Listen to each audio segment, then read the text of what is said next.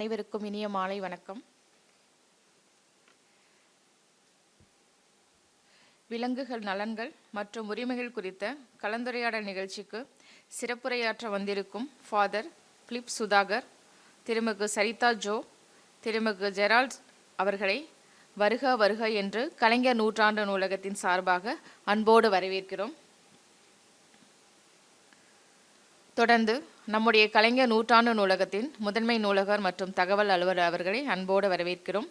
மேலும் இந்த நிகழ்ச்சிக்கு காண வந்திருக்கும் வாசகர்கள், பொதுமக்கள் உள்ளிட்ட அனைவரையும் அன்போடு வரவேற்பதில் பெருமகிழ்ச்சி கொள்கிறோம். முதலாவதாக, எங்கள் அம்மாவுக்கு நானும் ஒரு குழந்தைதான் என்ற தலைப்பில் சிறப்புரையாற்ற ஃபாதர் பிலிப் சுதாகர் அவர்களை அன்போடு அழைக்கிறோம்.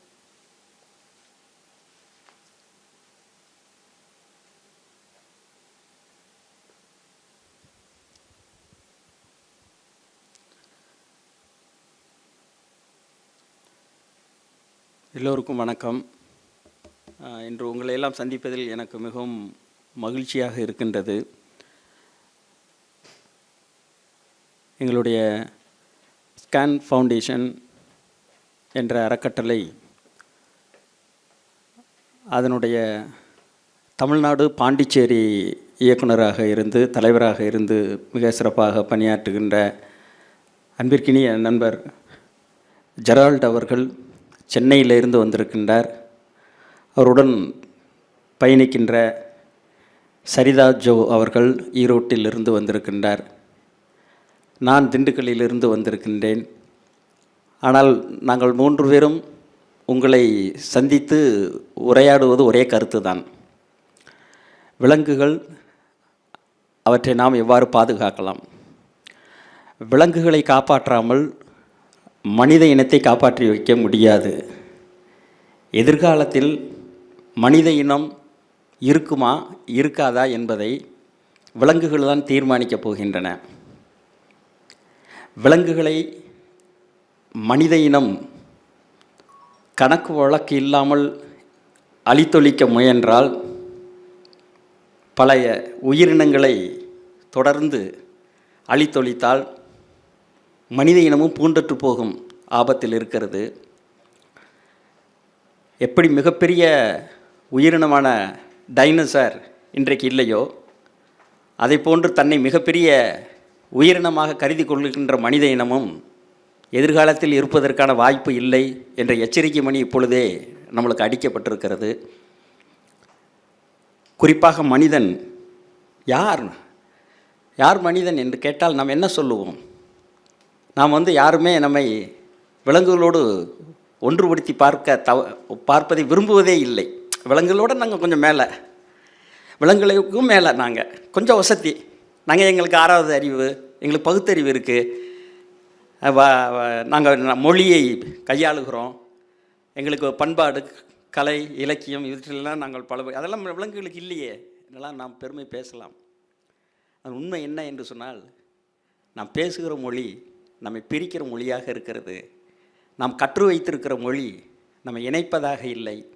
ஆனால் விலங்குகள், உயிரினங்கள், பறவைகள் அனைத்தும் பேசுகிற ஒரே மொழி அவர்களுக்குள் இருக்கின்ற அன்பு மொழி.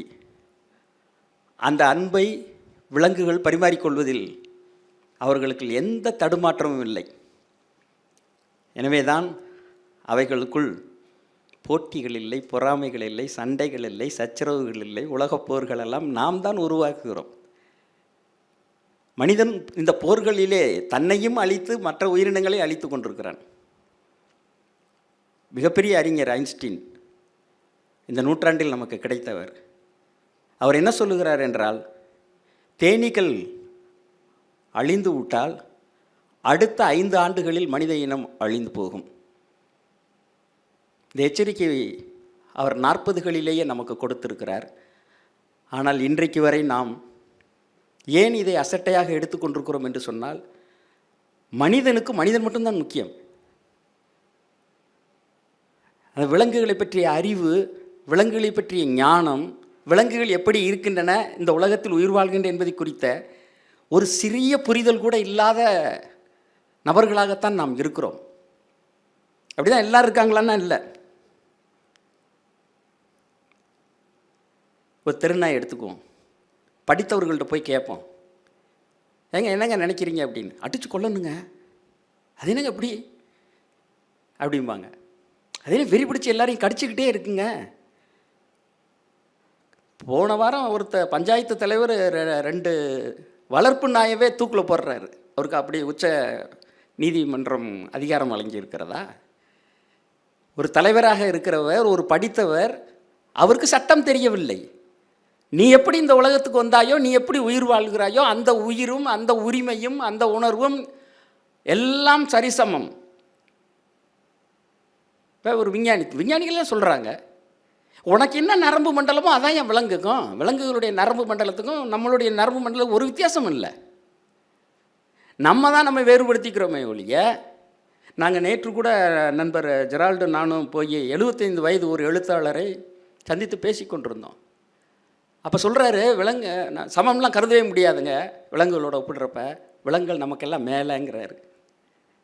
அது சொல்லிட்டு சொன்னார், ஜெரால்டு உங்களை இன்றைக்கி தான் நான் பார்க்குறேன், வழக்கமாக நான் யாரையும் அவ்வளோ எளிதாகலாம் பாராட்ட மாட்டேன், ஆனால் நீங்கள் உங்களை பார்த்த வேகத்தில் சொல்கிறேன், நீங்கள் ஒரு அரிதிலும் அரிதான மனிதர் அப்படின்னாரு. நான் உங்களை ரொம்ப உயர்வாக மதிக்கிறேன் அப்படின்னாரு. அது காரணம் என்னன்னு நான் சொல்லிடுறேன். எல்லாருமே தவற விடுற ஒரு விஷயத்தை நீங்கள் கையில் எடுக்கிறீங்க, தெருநாயிலேருந்து உங்கள் பயணத்தை தொடங்கியிருக்கீங்க அப்படின்னாரு. அதிகமாக அவர் என்ன செய்தார்னு தெரியலைன்னாலும் எடுத்த எடுப்பிலே இப்படி சொல்லுகிறார் என்று சொன்னால் அது எப்படி இருக்கும்? கடந்த ஒரு வாரமாக நான் அவரோடு பயணித்து கொண்டிருக்கிறேன். அவர் வந்து ஒரு 10 ஏக்கர் நிலம், உயிர் வனம்னு பேர் வச்சுருக்காரு. இந்த ஸ்கான் ஃபவுண்டேஷனுடைய நரம்பு மண்டலம், உயிர் மூச்சு எல்லாம் அவர் தான். அவர் உள்ளுக்குள்ளே நுழையிறப்பையும் ஒரு 50 தெரு நாய்கள் அங்கே வளர்ப்பு நாய்களாக மாறி எல்லாம் அவரை பக்கத்தில் வந்து நிற்கிது. அவள் உனக்கு பேர் சொல்லி கூப்பிடுறாரு. எனக்கு ரொம்ப ஆச்சரியமாகவும் புதிய அனுபவமாகவும் இருந்தது. ஆனால் இப்படித்தனே ஒரு பேர் எல்லாம் சொல்லி கூப்பிட்றாங்களே அப்படின்னு. தன்னுடைய சொந்த செலவில் தான் அந்த 50 தெருநாய்களையும் பராமரிக்கிறார். அப்போ எதுக்கு அவ்வளோ தூரம் மெனக்கெடுக்கிறார் என்று பண்ணால், இந்த ஸ்கேன் ஃபவுண்டேஷன் மூலம் பல்வேறு இடங்களில் வந்து செய்தியை கடத்திடுறாங்க அவருக்கு. அந்த இடத்துல அதை அடிபட்டு கிடக்குங்க, இங்கே அடிபட்டு கிடக்குங்க அப்படின்ட்டு. அப்போ உடனடியாக அங்கே விரைந்து சென்று அதை காப்பாற்றி கொண்டு வந்து, அதுக்கு கால் உடஞ்சாலும் சரி, தலை உடஞ்சி கிடந்தாலும் சரி, உயிருக்கு போராடிக்கிட்டு இருந்தாலும் சரி, அதை உடனடியாக கொண்டு வந்து இங்கே என்னிடத்தில் வைத்து நான் பராமரித்து கொள்கிறேன். பராமரிப்பது எவ்வளோ பெரிய காரியம், அதை செய்கிறார். அதற்காகவே திருமணம் முடித்து பிறகு எனக்கு குழந்தைகள் விலங்குகள் தான் என்று சொல்லி விலங்குகளுக்காக தன்னை மாற்றிக்கொண்ட ஒரு அற்புதமான ஒரு மனிதர். அதனால்தான் அவர் அத்தனை விலங்குகள் அவரை நேசிப்பதை நான் பார்க்க முடிந்தது. அதுபோல் ஒரு பெரிய திட்டம்லாம் வச்சுருக்காரு. அந்த வாங்கின நிலம் ரொம்ப தரிசு நிலமாக எதுவுமே விளையாத நிலமாக இருக்குது. அதில் யாருமே வாங்காதீங்கன்னு சொன்ன இடத்த போய் வாங்கியிருக்காரு. வீம்புக்காக வாங்குறாருன்னாங்க. ஆனால் வாங்கி 2 ஆண்டுகளில் அவர் செய்தது இப்போ இன்றைக்கி போய் பார்க்குறீங்கன்னா வியப்படைவீர்கள். ஒன்றுமே விளையாதுன்னு அங்கே இருக்கிற விவசாயிகளே ஒதுக்கி வைத்த அந்த நிலத்துக்குள்ளே இன்றைக்கி வந்து ஒரு பசும் சோலையாக மாற்றி விலங்குகளின் புகலிடமாக காப்பகமாக அதை மாற்றி வைத்திருக்கிறார். இது எப்படிங்க அப்படின்னு எல்லாரும் அங்கே இருக்கவங்களே வியப்படைகிறார்கள். மேல்மருவத்தூர்லேருந்து 10 கிலோமீட்டர் தூரத்தில் உயிர் வனம். இது எப்படிங்க சாதிச்சேன்? நானுமே அவர்கிட்ட கேட்டேன். அவர் தான் சொல்கிறாரு, இதை நான் சாதிச்சேன்னு நான்லாம் சொல்கிறதுக்கு இல்லை, உயிர்களுடைய பன்மிய சூழல், இதை நம்ம முதல்ல புரிஞ்சுக்கணும். எல்லாருமே கூடி வாழணும், கூடி வாழ்ந்தால் கோடி நன்மை. இதை முதல்ல நான் எறும்புகிட்ட இருந்து கற்றுக்கிறேன். ஒரு எறும்பை பிடிச்சி முதல்ல விடுறேன் நிலத்தில். அந்த எறும்பு எனக்காக வந்து அந்த நிலத்தில் அங்கிட்டு இங்கிட்டும் போகுது. அங்கே புதிய புதிய உயிர்கள் உருவாகின்றன. கொஞ்சம் மண்புழு விடுறேன். அது ரெண்டுமே நிலத்தை பண்படுத்துது, உயர்வாக்குது, செழிப்பாக்குது. நான் 2 ஆண்டுகள் கழித்து நான் என்ன செய்யணும் அப்படிங்கிறத எனக்கு வழி நடத்திக்கிட்டே போகுது. அப்படி எறும்புகள் அந்த நிலத்தையே புரட்டி போட்டுருச்சு, மண்புழு அந்த இடத்தையே புரட்டி போடுது. அதுக்கு பிறகு தான் அந்த இதில் நான் மரக்கன்றுகள் நட்டு வைத்திருக்கிறேன். மனிதன் எப்பொழுதுமே மரஞ்செடி கொடிகளாக இருந்தாலும் விலங்குகளாக இருந்தாலும் அதை வந்து வெட்டி அதை கூறு போட்டு அதை அப்படி இப்படி வளைச்சி தன்னுடைய இதுக்கு குரோட்டன்ஸுகளை வளர்க்க தெரிந்த மனிதன் காடுகளை உருவாக்க முடியுமா? இயற்கையை உருவாக்க முடியுமா? வயநாட்டில் என்ன நடக்குது? இவன் தன்னைத்தான் பெரிய ஆள்னு நினச்சிக்கிட்டு இருக்கான். இயற்கைக்கு முன்னாடி இவன் பூஜ்ஜியம் அல்லவா? வயநாட்டில் எவ்வளோ பேர் பேரழிவு அல்லவா? இப்படி ஒரு நிலச்சரிவு வருது, நம்மளுக்கு தெரியுமா? நிலநடுக்கம் வரப்போது தெரியுமா? சுனாமி வரப்போது தெரியுமா? வந்த பிறகு தான் அங்கேயும் ஓடுறோம், பதறோம். விலங்குகளுக்கு தெரியுதுங்க. அப்புறம் எப்படிங்க அது நம்மளோட குறைவானதாக இருக்க முடியும்? இவனை எச்சரிக்குதுங்க, வீட்டில் இருக்கணும் எச்சரிக்குது. ஒரு கிளி எச்சரிக்குதே, இன்னும் கொஞ்ச நேரத்தில் நிலம் சரியாக போது, எல்லாம் வெளியில் வான்னு ஒரு கிளி எச்சரிக்குதுங்க. ஒரு நாய் குறைச்சி அத்தனை பேரும் வெளியில் கொண்டு வருதுங்க, பிடிச்சி இழுத்துட்டு போய் வெளியில் விடுது. மனிதன் அந்த அளவுக்கு உணர்வற்றவனாக, உயிர்த்துணர் ஆற்றலை இழந்தவனாக இருக்கிறான். இந்த பிரபஞ்சம் ஆற்றல்களால் நிரம்பி வழிகிறது என்று சொன்னால், அந்த ஆற்றலை எல்லாம் வீணடித்து கொண்டிருக்கிறவனாக இருக்கிறானே ஒழிய, உண்மையில் இந்த பிரபஞ்ச ஆற்றலை உயிர்த்துணரக்கூடிய சக்தியை மனிதன் இழந்து வெகு காலமாகிறது. ஆனால் விலங்குகள் எதுவும் அப்படி இழக்கவில்லை. ஒரு பூவை கூட மனிதனால் புரிந்து கொள்ள முடியாது. ஆனால் தேனி ரொம்ப சின்னதானே. மதுரையில் எந்த இடத்துல எந்த பூ எத்தனை பூ இருக்குது, அதில் எவ்வளவு தேன் இருக்குது, அதுக்கு எத்தனை வேலைக்கார தேனீக்கள் வேணும், அதை அவங்கள எப்படி கம்யூனிகேட் பண்ணுறது, உடனடியாக அவங்களை எப்படி 30 கிலோமீட்டர் 40 கிலோமீட்டர் 100 கிலோமீட்டருக்கு அங்கிட்டு தான் இவ்வளவு பூக்கள் தான் இருக்குது, இதிலேருந்து இவ்வளோ தான் கிடைக்கும், அனுப்பு படைய அத்தனை கணக்கு பண்ணி இவ்வளவையும் ஒரு வினாடி நேரத்தில் வந்து தொடர்புபடுத்துது. ஏதோ சேட்டலைட் யுகம் டிஜிட்டல் யுகம் நம்ம பேசிகிட்டு இருக்கோமே, சொல்லுங்க பார்ப்போம். இப்படியெல்லாம் நிலமெல்லாம் சரிஞ்சு மனிதர்கள்லாம் புதையின்ற போகும் கூட விலங்குகள் வழிகாட்டுதே, நம்மளை காப்பாற்றுதே. அப்போ அதிலிருந்து தான் நம்ம உணர வேண்டாமா? அதிலிருந்து நமக்கு கிடைக்கக்கூடிய ஒரு மிகப்பெரிய பாடம் நிறையா இருக்குதுன்னு நான் நினைக்கிறேன். ஆனால் எல்லாவற்றுக்கும் நம்ம விலங்குகள் மேலே பழிய போட்டுடலாம் ரொம்ப எளிதாக. பாருங்கள், நாய் கடிக்குதுல்ல, அது வெறியாக இருக்கா இல்லையா? படித்தவர்களே சொல்லுகிறார், வெறியாக இருக்கிறது யார்? மனிதன் தான் வெறியாக்கியிருக்கான். விலங்குகள் அப்படி அல்ல. அது ரொம்ப அற்புதமாக அமைதியாக வாழ்ந்துட்டு இருக்கிற உயிரினங்களாக இருக்குது. அதனுடைய அந்த தேனீக்களுடைய கடினமான உழைப்பை நம்ம உணர்ந்துட முடியுமா? அந்த வரிசையை உணர்ந்துட முடியுமா? நீங்கள் ஜனநாயகம்லாம் நம்ம பேசுகிறோமே, விலங்கினங்களில் பெண்கள் தான் தலைமை. நம்ம விட்டுருவோமா? பெண்கள் தலைமைக்கு வர விட்டுருவோமா? எவ்வளோ அரசியல் பண்ணுறோம்? அப்படியே 1-2 பேர் வந்தாலும் அவர்கள் எப்படி நடத்துகிறோம்? அப்போ நம்மளுடைய வாழ்க்கை முறையில் இன்றைக்கி ஏதோ ஒரு கோளாறு நடந்திருக்கு.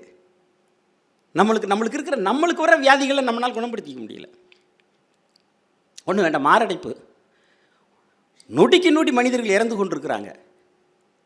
நீரிழிவு, ஒரு நிமிடத்துக்கு உலகத்தில் எத்தனை பேர்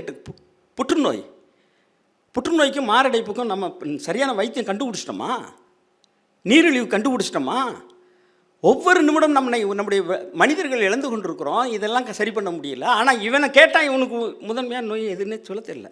இந்த நாய்களையெல்லாம் தூக்கி போடுங்க, நாங்கள் திசை திருப்பப்பட்ட மனிதர்களாக வாழ்ந்து கொண்டிருக்கிறோமே ஒழிய, இன்னும் கூட நம்மை ஒரு அக்கறையுள்ள ஒரு அன்பான உயிரினமாக நம்மை உணர வேண்டும் என்று சொன்னால், நம்மை அன்பானவர்களாக மாற்றிக்கொள்ள வேண்டும் என்று சொன்னால், அதற்கு ஒரு சில எடுத்துக்காட்டுகளை மனிதர்களிலே கொடுக்கலாம். மனிதநேயம் என்றெல்லாம் சொல்லலாம்.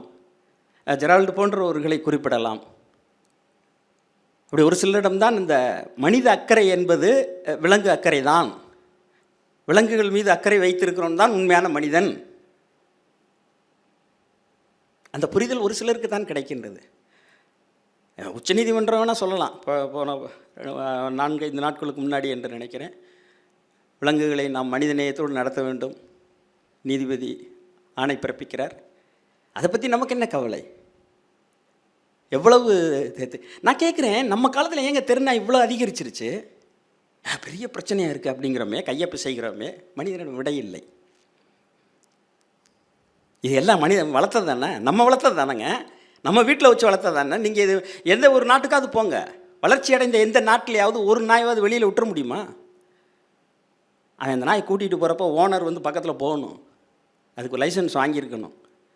அது சாலையோரத்தில் வந்து ஏதோ மழை ஜலம் இருந்து அதை தொடச்சி துப்புரவு பண்ணாமல் அவன் நகர்ந்தான் அப்படின்னா அவனுக்கு தண்டனை. அப்படி தாங்க சுத்தத்தை அவன் பராமரிக்கிறான். அப்படி தானங்க இருக்கணும். நம்ம நாட்டை பொறுத்தளவு வந்து மக்கள் எப்படி வகை தொகை இல்லாமல் பெருகிக்கொண்டே இருக்கலாம் என்பது போன்று இருக்கிறதோ, மக்கள் தொகையில் நாம் எப்படி வந்துவிடும் அது போன்று வந்து விலங்குகளை எப்படி நடத்துவது அது பற்றிய சரியான புரிதலும் நமக்கு இல்லாமல் இருக்கிறது. ஏன் அதை வந்து நேரம் வந்து அதுக்குன்னு கால்நடை மருத்துவர்கள் எவ்வளோ பேர் இருக்கிறாங்க, அவங்களாம் என்ன தான் செய்கிறாங்க?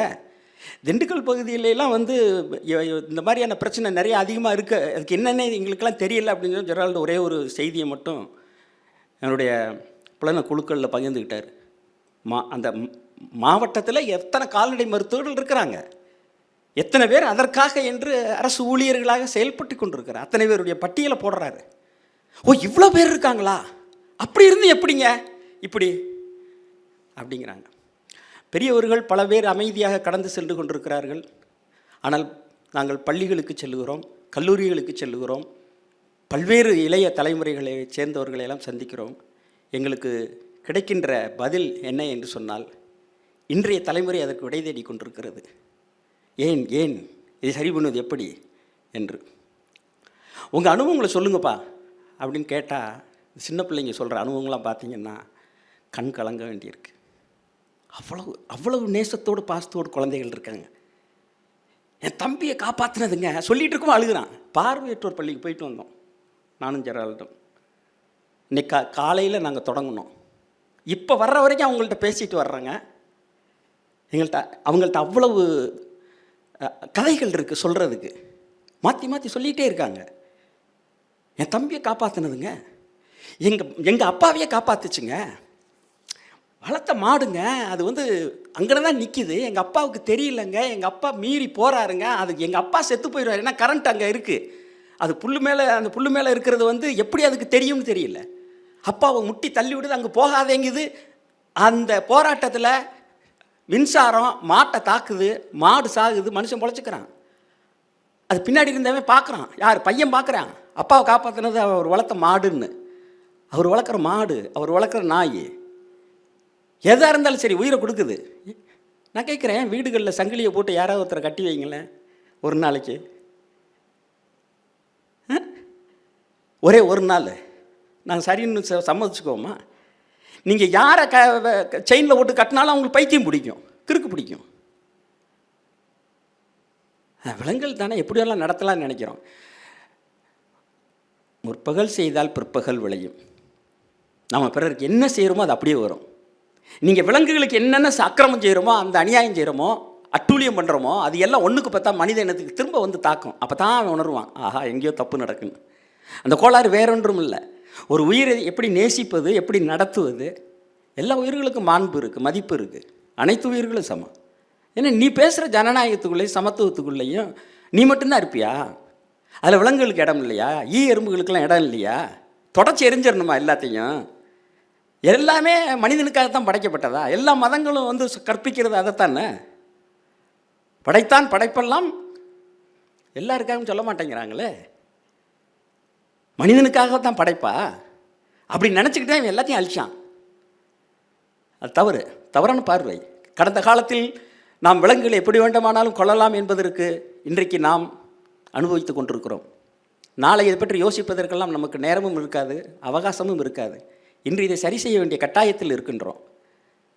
கடிக்குதுன்னு சொல்கிறாங்க, அந்த நாய் கடிக்குது அப்படிங்கிறமே அதுக்கு என்ன முதலுதவி கேட்டால் யாருக்கும் தெரிய மாட்டேங்குது. அதுக்கு என்ன செய்யணும் நடவடிக்கைன்னு தெரிய மாட்டேங்குது. எல்லா இடத்துலையும் ஜெரால்டு மாதிரி ஆட்கள் இருப்பாங்களா? எல்லாரும் இதில் களத்தில் இறங்கி காப்பாற்ற வேண்டாமா? வேடிக்கை தான் பார்க்குறோம். அது இப்போ யாராவது ஒருத்தர் தான் போய் விரைந்து காப்பாற்றுறாங்க. நீங்கள் நாயை அடித்து போட்டால் இன்றைக்கி யாருமே அதை பெரிய சலனம் இல்லாமல் கடந்து போகிறாங்களா இல்லையா? தெருவில் எத்தனை தடவை அடித்து போட்டிருக்க பார்க்குறோம். உயிர் இருக்கா உயிர் இல்லையா? யாராவது ஒருத்தர் வந்தால் தான் உண்டு. இது விலங்குக்கு நான் பேசுகிறேன்னு நினைக்கிறீங்கல்ல?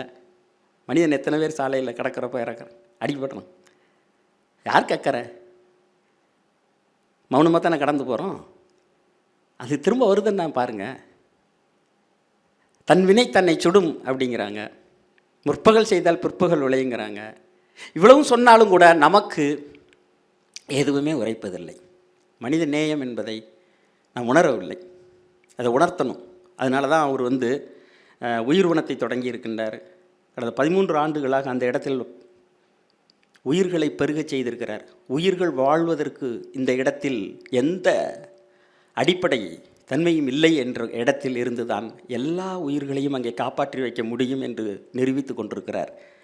அவருடைய இடத்துல 50 எத்தனை லட்சம் செலவுனா எனக்கு என்னங்க, நான் காப்பாற்றுறேங்க அப்படிங்கிறார். காப்பாற்றுறாருங்க. 1500 தெருநாயகிகளுக்கும் உணவு அளிக்கிறார் ஸ்கேன் ஃபவுண்டேஷன் மூலமாக. இது மாதிரி நாங்கள் அதை பற்றி நாங்கள் சொல்லிகிட்டு இருக்கப்போ நிறைய பேர் நாங்கள் அந்த காரியத்தை செஞ்சுக்கிட்டு இருக்கோம் இங்கே அப்படிங்கிறாங்க.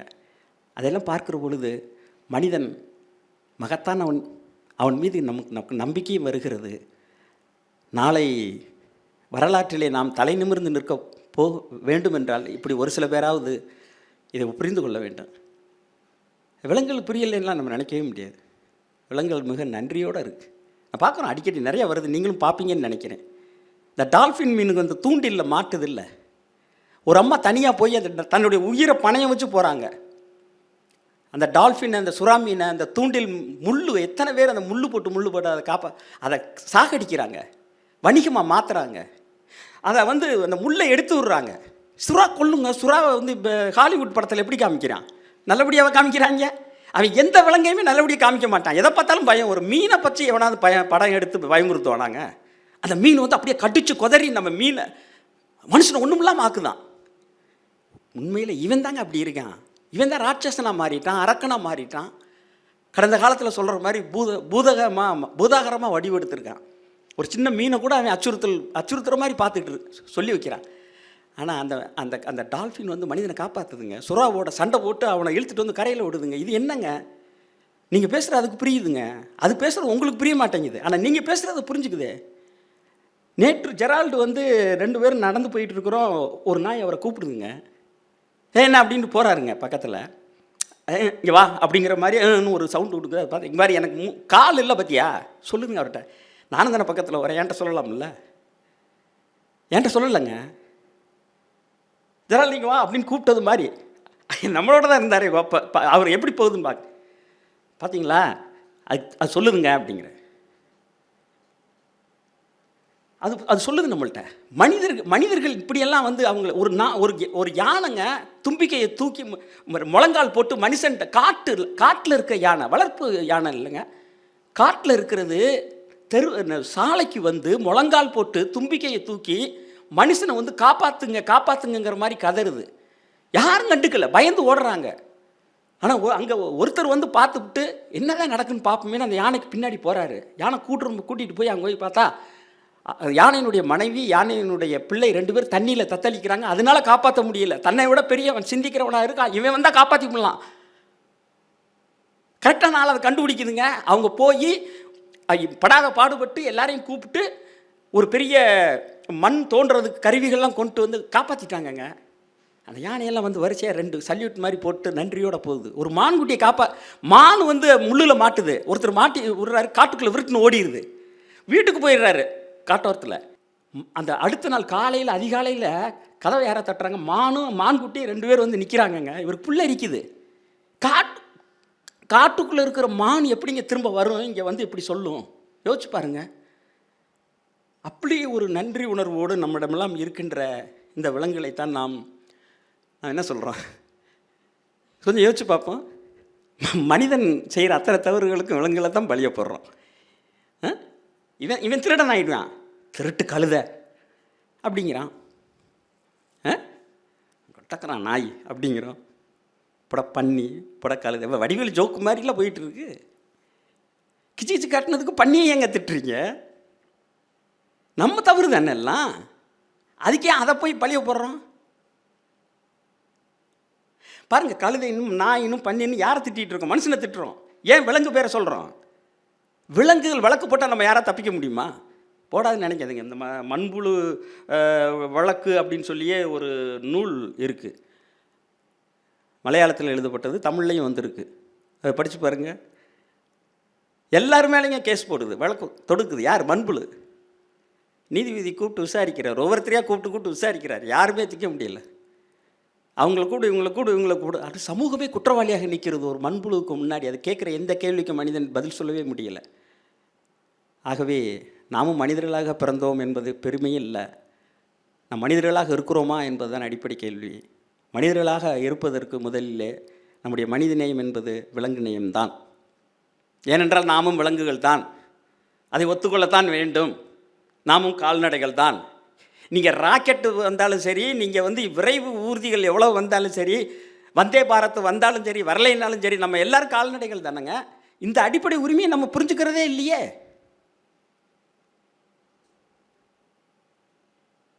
நம்ம எல்லோரும் கால்நடை தாங்கிறது, நம்ம எல்லாரும் விலங்குகள் தாங்கிறதையும் நம்ம வந்து ஒத்துக்கொண்டால் நிச்சயமாக ஒரு மாற்றம் வரும். இப்படி விலங்குகள் எல்லாம் அதுகளுக்கு தெரிந்த அன்பு மொழியை வைத்துக்கொண்டு பல நூற்றாண்டுகளாக பல யுகங்களை கடந்து வருகிற பொழுது கோடிக்கணக்கான ஆண்டுகளாக நிம்மதியாக விலங்கினங்கள் அன்பு மொழியை கற்றுக்கொண்டு அமைதியாக வாழுகிற பொழுது இவன் அன்பு மொழியை கற்றுக்கொள்ளாமல் வம்பு மொழியை கற்று உயிரினங்களை அழித்தொழிக்கிறானே, அதிலிருந்து அந்த பாதிப்பிலிருந்து இந்த இயற்கை காப்பாற்றப்பட வேண்டும்.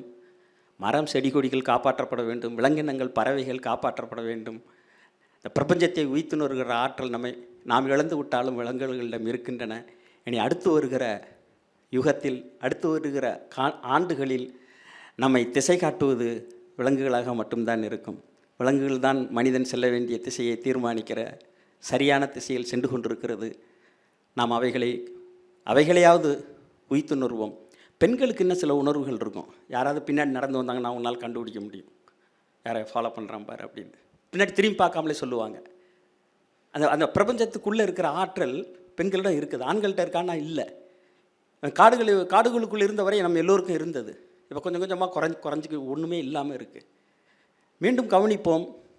ஒரு பழங்குடி ஒரு ஆதிவாசி எடுத்துக்கொண்டால் அவன் விலங்குகளை தெய்வமாக வைத்தான். ஏன் கோபுரத்து உச்சியில் மாட்டை கொண்டு வைக்கிறோம்?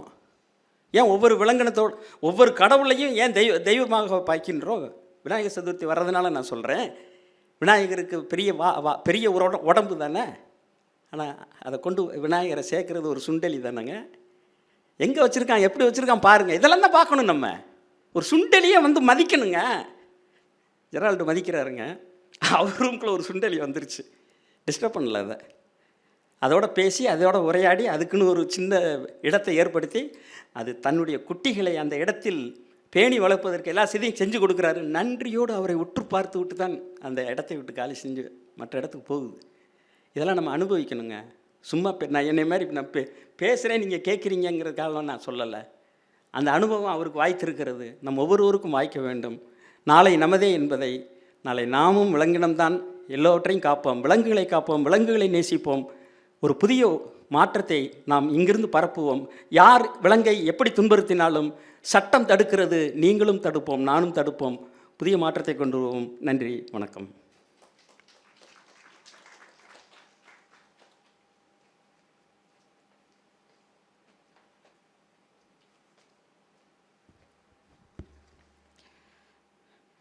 விலங்குகள் நலன்கள், மனிதர்களுக்கும் விலங்குகளுக்கும் உள்ள தொடர்பு, சுற்றுச்சூழல் சமநிலைக்கு ஏற்ப விலங்குகளின் பங்களிப்பு குறித்து மிக அழகாக சிறப்புரையாற்றிய இயக்குனர் Scan Foundation father Philip Sudhakar ஐயா அவர்களுக்கு எங்களது மனமார்ந்த நன்றிகள். தொடர்ந்து இந்த பிரபஞ்சம் மனிதருக்கானது மட்டுமல்ல என்ற தலைப்பில் சிறப்புரையாற்ற தூதர் ஸ்கேன் ஃபவுண்டேஷன் திருமிகு சரிதா ஜோ மேடம் அவர்களை அன்போடு அழைக்கிறோம்.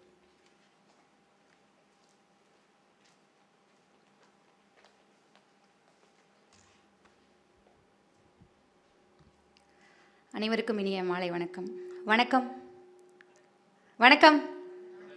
நன்றி. கொஞ்சம் விழிப்போடு இருக்கீங்களா அப்படிங்கிறதுக்காக தான். குழந்தைகளோடையே அதிகமாக நான் பயணம் செஞ்சிட்ருக்கிறேன். ஸோ அந்த வணக்கத்தோடு ஆரம்பிக்கும் போது தான் குழந்தைகள் கூட ரொம்ப மகிழ்வாங்க. ஸோ ஒரு அருமையான உரையை நிகழ்த்திட்டு அமர்ந்திருக்கார் ஃபாதர். இந்த பிரபஞ்சம் மனிதர்களுக்கானது மட்டுமல்ல, இதோட இன்னொரு வரியும் சேர்த்திக்கலாம். மனிதன் மகத்தான சல்லிப்பயல். ஜி நாகராஜன் அவர்கள் சொன்ன அந்த வரி உண்மையாலுமே அப்படி தான் இன்றைக்கி காலம் போயிட்டுருக்குது. விலங்குகளை எந்த மாதிரியான பார்வையில் பார்த்துட்ருக்குறாங்க அப்படிங்கிறது. ஸோ நான் என்னை பற்றி சொல்லணும் அப்படின்னா, ஈரோட்டிலேருந்து வரேன். நான் சிறார் எழுத்தாளர், கதை சொல்லி குழந்தைகளுக்காக கடந்த 7 வருடமாக தமிழ்நாடு முழுவதும் கதை சொல்லி வர்றேன். கிட்டத்தட்ட ஒரு 20 புத்தகங்கள் குழந்தைகளுக்காக எழுதியிருக்கேன். ஸோ இந்த எனக்கும் ஸ்கேன் ஃபவுண்டேஷனுக்குமான ஒரு உறவு அப்படிங்கிறது குழந்தைகளுக்கு கதை எழுதுறதுக்கப்புறம் ஆரம்பித்தது அப்படின்னு சொல்லலாம். ஏன் அப்படின்னா, குழந்தைகளுக்கு கதை எழுதும்போது தான் நிறைய தேடல். நீங்கள் நமக்கு என்ன வேணாலும் சொல்லிடலாம், ஆனால் குழந்தைகளுக்கு அப்படியெல்லாம் சொல்லிட முடியாது. நீங்கள் குழந்தைகளுக்கு கதை எழுதுறது தான் இருக்கிறதுலே ரொம்ப கஷ்டம். ஏன்னா நிறைய தேடல் விதைக்கணும் அவங்கக்கிட்ட. நம்ம ஒரு கதையை கொடுக்குறோன்னா அந்த கதை படித்து முடிச்சதுக்கப்புறம் அந்த குழந்தைங்க தேடி போகணும். ஸோ குழந்தைகளிடத்தில் விலங்குகளை பற்றிய ஒரு புரிதலை கொடுக்கலாம் அப்படின்னு சொல்லிட்டு நான் என்னுடைய கதைகள் 90% சூழலியல் சார்ந்து, விலங்குகள் பறவைகள் சார்ந்து தான் இருக்கும். ஏன் அப்படின்னு பார்க்கும்போது நான் அது சார்ந்து நிறைய செயல்படுறேன் அப்படின்னு எனக்கு தோணுச்சு. என்ன ஏரியாமலே நான் எழுதுகிற கதைகள் அத்தனையும் அப்படி தான் வந்திருக்கு. ஸோ கடந்த ஒரு 2 வருடம் எழுதுறது இன்னும் அதிகமாக சூழலியல் சார்ந்து எழுதிட்டு இருக்கிறேன். நிறைய தேடலோடு எழுதும் பொழுது தான் எனக்கு நிறைய விஷயங்கள் தெரிய வந்துச்சு. யானையை பற்றி ஆகட்டும், ஒரு சாணி வண்டை பற்றி ஆகட்டும். நமக்கு எவ்வளோ பேருக்கு சாணி வண்டை பற்றி தெரியும்னு தெரியல. சாணி வண்டு கேள்விப்பட்டிருப்பீங்க இல்லையா? சாணி உருட்டிட்டு போகும் இல்லையா? ஸோ அது வந்து எப்போவுமே விலங்குகளில் பன்றி, காட்டெருமை, எருமை இதெல்லாம் எப்படி பார்க்கப்படுது அப்படின்னு பார்த்தீங்கன்னா, ரொம்ப கேவலமான உயிரினமாகத்தான் பார்க்கப்படுது இன்னைக்கு வரைக்கும். அதே மாரி தான் சாணி வண்டு. நீங்க வந்து சும்மா வெறுமனே பேசும்போது வண்டு அப்படின்னு சொல்றது வேற. சாணி வண்டு ஐயய்யோ! சாணி வண்டா? இப்படி தான் நம்மளோட முகபாவனையே போகும். ஆனா அந்த சாணி வண்டு ஒரு நாட்டவே காப்பாத்திருக்கு அப்படின்னு சொல்லி நான் இந்த தேடல் குழந்தைகளுக்கு கதை எழுதும்போது தேடி போறேன். தேடி போகும்போது சாணி வண்டை பத்தி ஒரு கதை எழுதலான்னு ரொம்ப நாள் ஆசை. அத பத்தி நெட்ல போய் சர்ச் பண்றேன். புத்தகங்கள்ல வாசிக்கிறேன். அப்போ அந்த சாணி வண்டை பத்தி ஒரு இன்ட்ரெஸ்டிங்கான விஷயம் வந்துச்சு. என்ன அப்படின்னு பார்த்தீங்கன்னா, ஒரு சாணி வண்டு ஒரு நாட்டவே காப்பாத்திருக்கு. அழிவிலிருந்து காப்பாத்திருக்கு அப்படின்னு சொல்லிட்டு எனக்கு ரொம்ப ஆச்சரியமா இருந்துச்சு. என்னடா ஒரு சாணி வண்டு ஒரு நாட்டை எப்படிடா காப்பாத்த முடியும்? அப்படின்னு சொல்லிட்டு நான் உள்ள போய் பார்க்கும்போது தான் தெரியுது. ஆஸ்திரேலியாவுல நீங்க போய் சர்ச் பண்ணி பாருங்க. இது எல்லாமே ஆதாரப்பூர்வமாக எடுத்த விஷயங்கள் தான். இதை தான் நான் கதைகளில் கொடுக்குற குழந்தைங்களுக்கு. என்னுடைய கதையில் ஒரு கதை சாணி வண்டும் பட்டாம்பூச்சியும் சமீபத்தில் ஈரோடு புத்தக திருவிழாவில் வெளியிட்ட புத்தகத்தோட தலைப்பு வைக்கும்போது சொன்னாங்க, என்னங்க சாணி வண்டுன்னு வச்சுருக்கீங்களே, இது எப்படி இருக்கும், குழந்தைங்களுக்கு கொண்டு போய் சேர்த்தலாமா அப்படின்னு சொல்லிட்டு. அதுதான் இந்த அடையாளத்தை உடைக்கணும், இப்படி இருக்கிற விஷயத்தை உடைக்கணும் அப்படிங்கிறதுக்காக எழுதப்பட்ட கதை அப்படின்னு சொன்னேன். ஸோ அப்போ அந்த சாணி வண்டை தேடி போகும் பொழுது எனக்கு ரொம்ப ஆச்சரியமாக இருந்துச்சு. ஆஸ்திரேலியாவில் கொஞ்சம் வருஷத்துக்கு முன்னாடி நிறைய அந்த சாணங்கள் வந்து சேர்ந்துருச்சு. அப்போ அதை எப்படி அப்புறப்படுத்துறதுன்னு தெரியல. சாணி வண்டுகள்லாம் அழிஞ்சு போச்சு நிறையா. அப்போது ஒரு ஆராய்ச்சியாளர் ஆராய்ச்சி பண்ணிட்டு சொல்கிறாரு, இந்த சாணி வண்டுகளை கொண்டு வந்து விட்டுறலாம், விட்டோம் அப்படின்னு சொன்னோம்னா அது வந்து சரி பண்ணிடும் அப்படின்னு. யாரும் நம்பலை. ஆனால் நிறைய நாடுகள்லேருந்து கொண்டு வந்து சாணி வண்டை விடுறாங்க. கொஞ்ச நாள்லேயே அது வந்து அந்த அந்த பகுதி முற்றிலும் ரொம்ப எப்படி சுத்தம் ஆயிடுச்சு, சரியாயிடுச்சு. அப்படிங்கும்போது இதை வச்சு நான் ஒரு கதை எழுதுகிறேன்.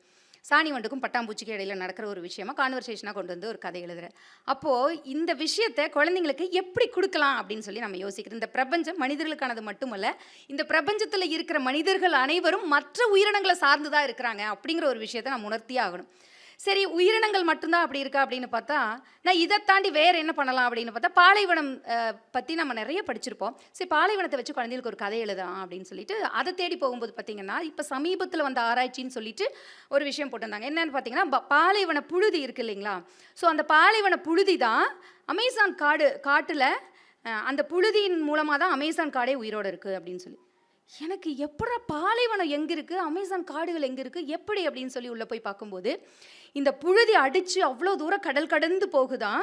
இந்த அந்த அமேசான் காட்டில் இருக்கிற அந்த பாஸ்பரஸ் மாதிரியான அமிலங்கள் எல்லாம் அடிச்சுட்டு போயிடுது தண்ணியில் நிறையா. அதனால மரங்கள் எல்லாம் சத்து கிடைக்காம இருக்கிறப்ப இந்த பாலைவனத்தில் இருக்கிற புழுதி தான் அங்கே போய் படியும்போது சத்து கிடைக்குது. இரும்பு, நைட்ரஜன் இந்த மாதிரிலாம் அந்த புழுதியில் இருக்குது அப்படின்னு சொல்லி படிக்கிறேன். எனக்கு நம்பவே முடியல உண்மையால். சரி, இதை குழந்தைங்கிட்ட எப்படி எழுதலான்னு சொல்லி இதை கதை எழுதுகிறேன். இதுக்கு இடையில் கடலில் போய் பாலைவனத்துக்கு இடையில் என்ன பண்ணுது, அந்த பாலைவனத்துக்கு போகும்போது கடல் கடந்து போகுது அந்த புழுதி. அப்போ அந்த கடல்லையும் பாதி புழுதி கலந்துருது. அப்போ அந்த கடல்வாழ் உயிரினங்களுக்கும் அந்த புழுதி பயனுள்ளதாக இருக்குது. ஒரு சில உயிரினங்களுக்கு இந்த புழுதியிலிருந்து சத்தை எடுத்துக்குது. சரி, எவ்வளோ அழகான விஷயம். அப்போது அமேசான் காடு தான் நம்ம மொத்த உலகத்திற்குமான நுரையீரல் அப்படின்னு சொல்லுவாங்க.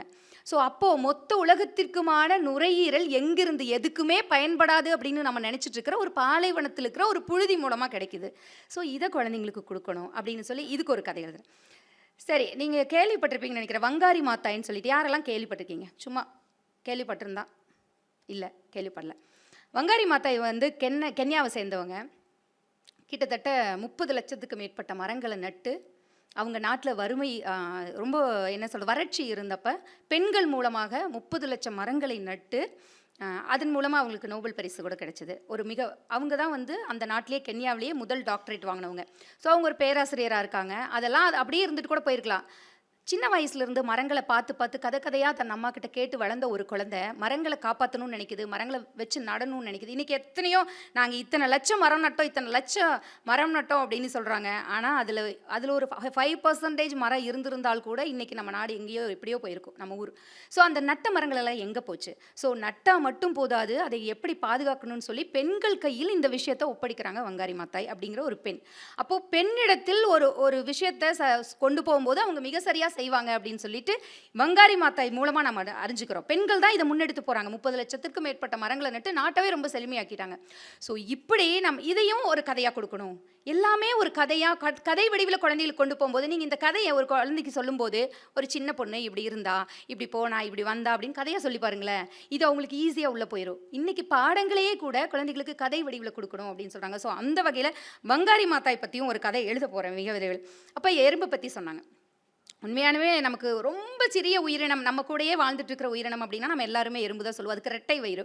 ஒன்று அதற்கான வயிறு, இன்னொன்று சமுதாய வயிறு அப்படின்னு சொல்லுவாங்க, இன்னொரு உயிரினத்திற்கான வயிறு அப்படின்னு சொல்லுவாங்க. ஸோ அந்த எறும்பை தேடி, அந்த எறும்பை பற்றி ஒரு கதை எழுதியிருக்கேன், மாய உலகமும் மந்திர புத்தகம்னு சொல்லிட்டு, முழுக்க முழுக்க எறும்புகளை பற்றிய ஒரு மாயாஜால கதை, ஒரு நாவல். அப்போ அதுக்கு நான் எறும்புகளை தேடி போகிறேன். சரி, எறும்புகள் என்ன தான் பண்ணியிருக்கு அப்படின்னு சொல்லி பார்த்தா, எறும்புகள் இல்லை அப்படின்னா உலகமே இருக்காது, இந்த மனிதர்கள் வாழ முடியாது, இந்த உலகம் உருளாது அப்படிங்கிற மாதிரி ஒரு விஷயம் படித்தேன். அப்போ அதை தேடி போகும்போது தான் மொலாய் காடுகளை பற்றி நான் தெரிஞ்சுக்கிட்டேன். ஜாதவ் அப்படிங்கிறவர் அஸ்ஸாமில் என்ன பண்ணுறாரு, ஒரு பெரும் வறட்சி. எப்படி வறட்சின்னு பார்த்தீங்கன்னா, பெரும் வெள்ளத்தின் மூலமாக வந்த வறட்சி. பயங்கரமான வெள்ளம் அவங்களோட ஊரில் வந்துடுது.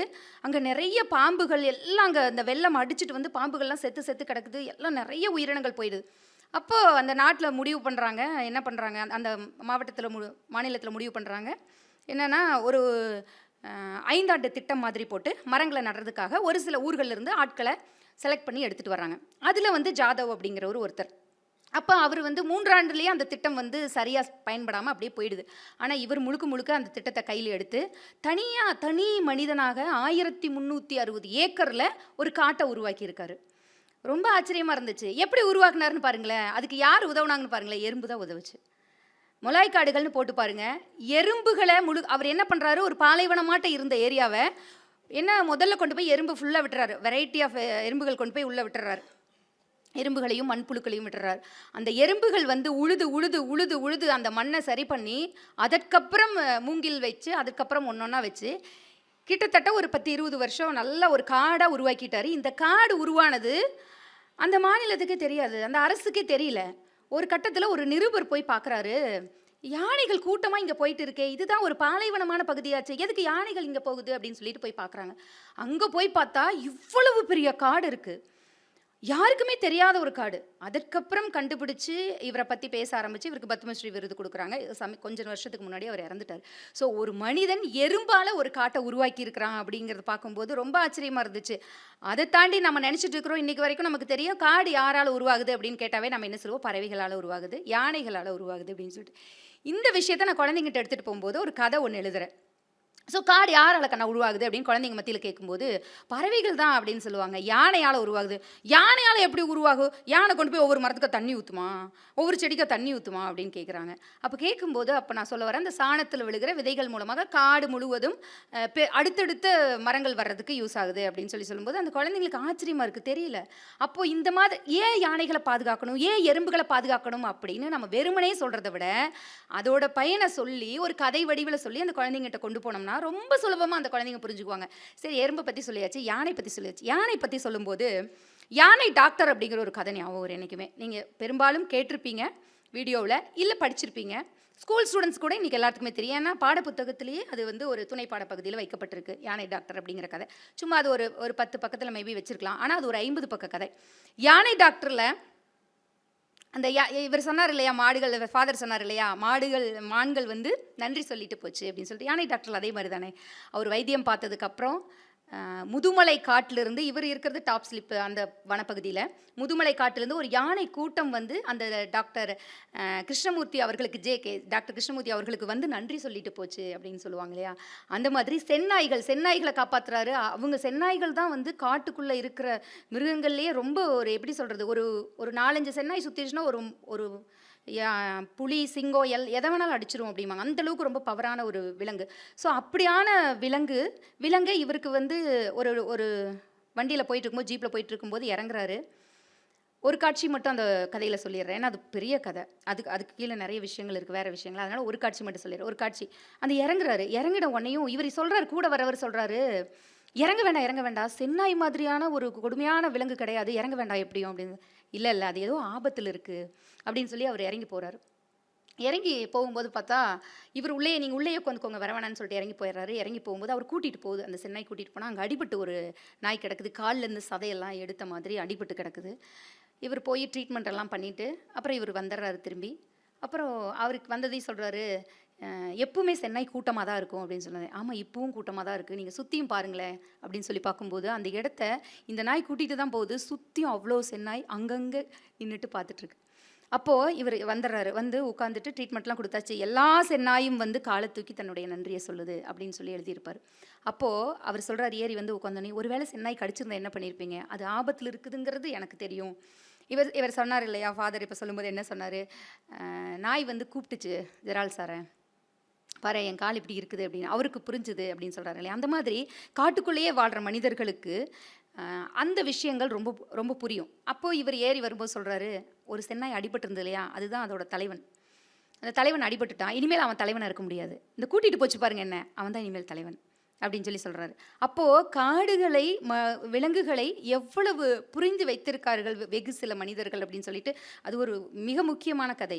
காடுகளில் போகும்பொழுது, காடறிதல்ங்கிற மாதிரி விஷயத்துக்கு போகும்பொழுது ஆகட்டும், எதுக்கு போகும்பொழுதும் சரி, ரொம்ப கண்ணியமாக கூட்டிகிட்டு போகிறாங்க, குழந்தைங்களையும் சரி எல்லாத்தையும் கூட்டிகிட்டு போயிட்டு கூட்டு வராங்க. ஆனால் நம்ம கொண்டாட்டத்திற்காக போகிற மனிதர்கள் என்ன பண்ணுறாங்க அப்படின்னா, குறிப்பாக ஐடியில் இருக்கிறவங்க ஓப்பனாகவே சொல்லலாம். ஸோ என்ன பண்ணுறாங்க அப்படின்னா, காடுகளுக்கு போகும்போது பிளாஸ்டிக் கவர்ஸை போடுறாங்க, அதை தாண்டி பாட்டில்களை கொண்டாடுற நேரத்தில் அப்படியே போட்டுட்டு வந்தாலும் பிரச்சனை, உடச்சி போட்டுட்டு வேற வந்துடுறாங்க.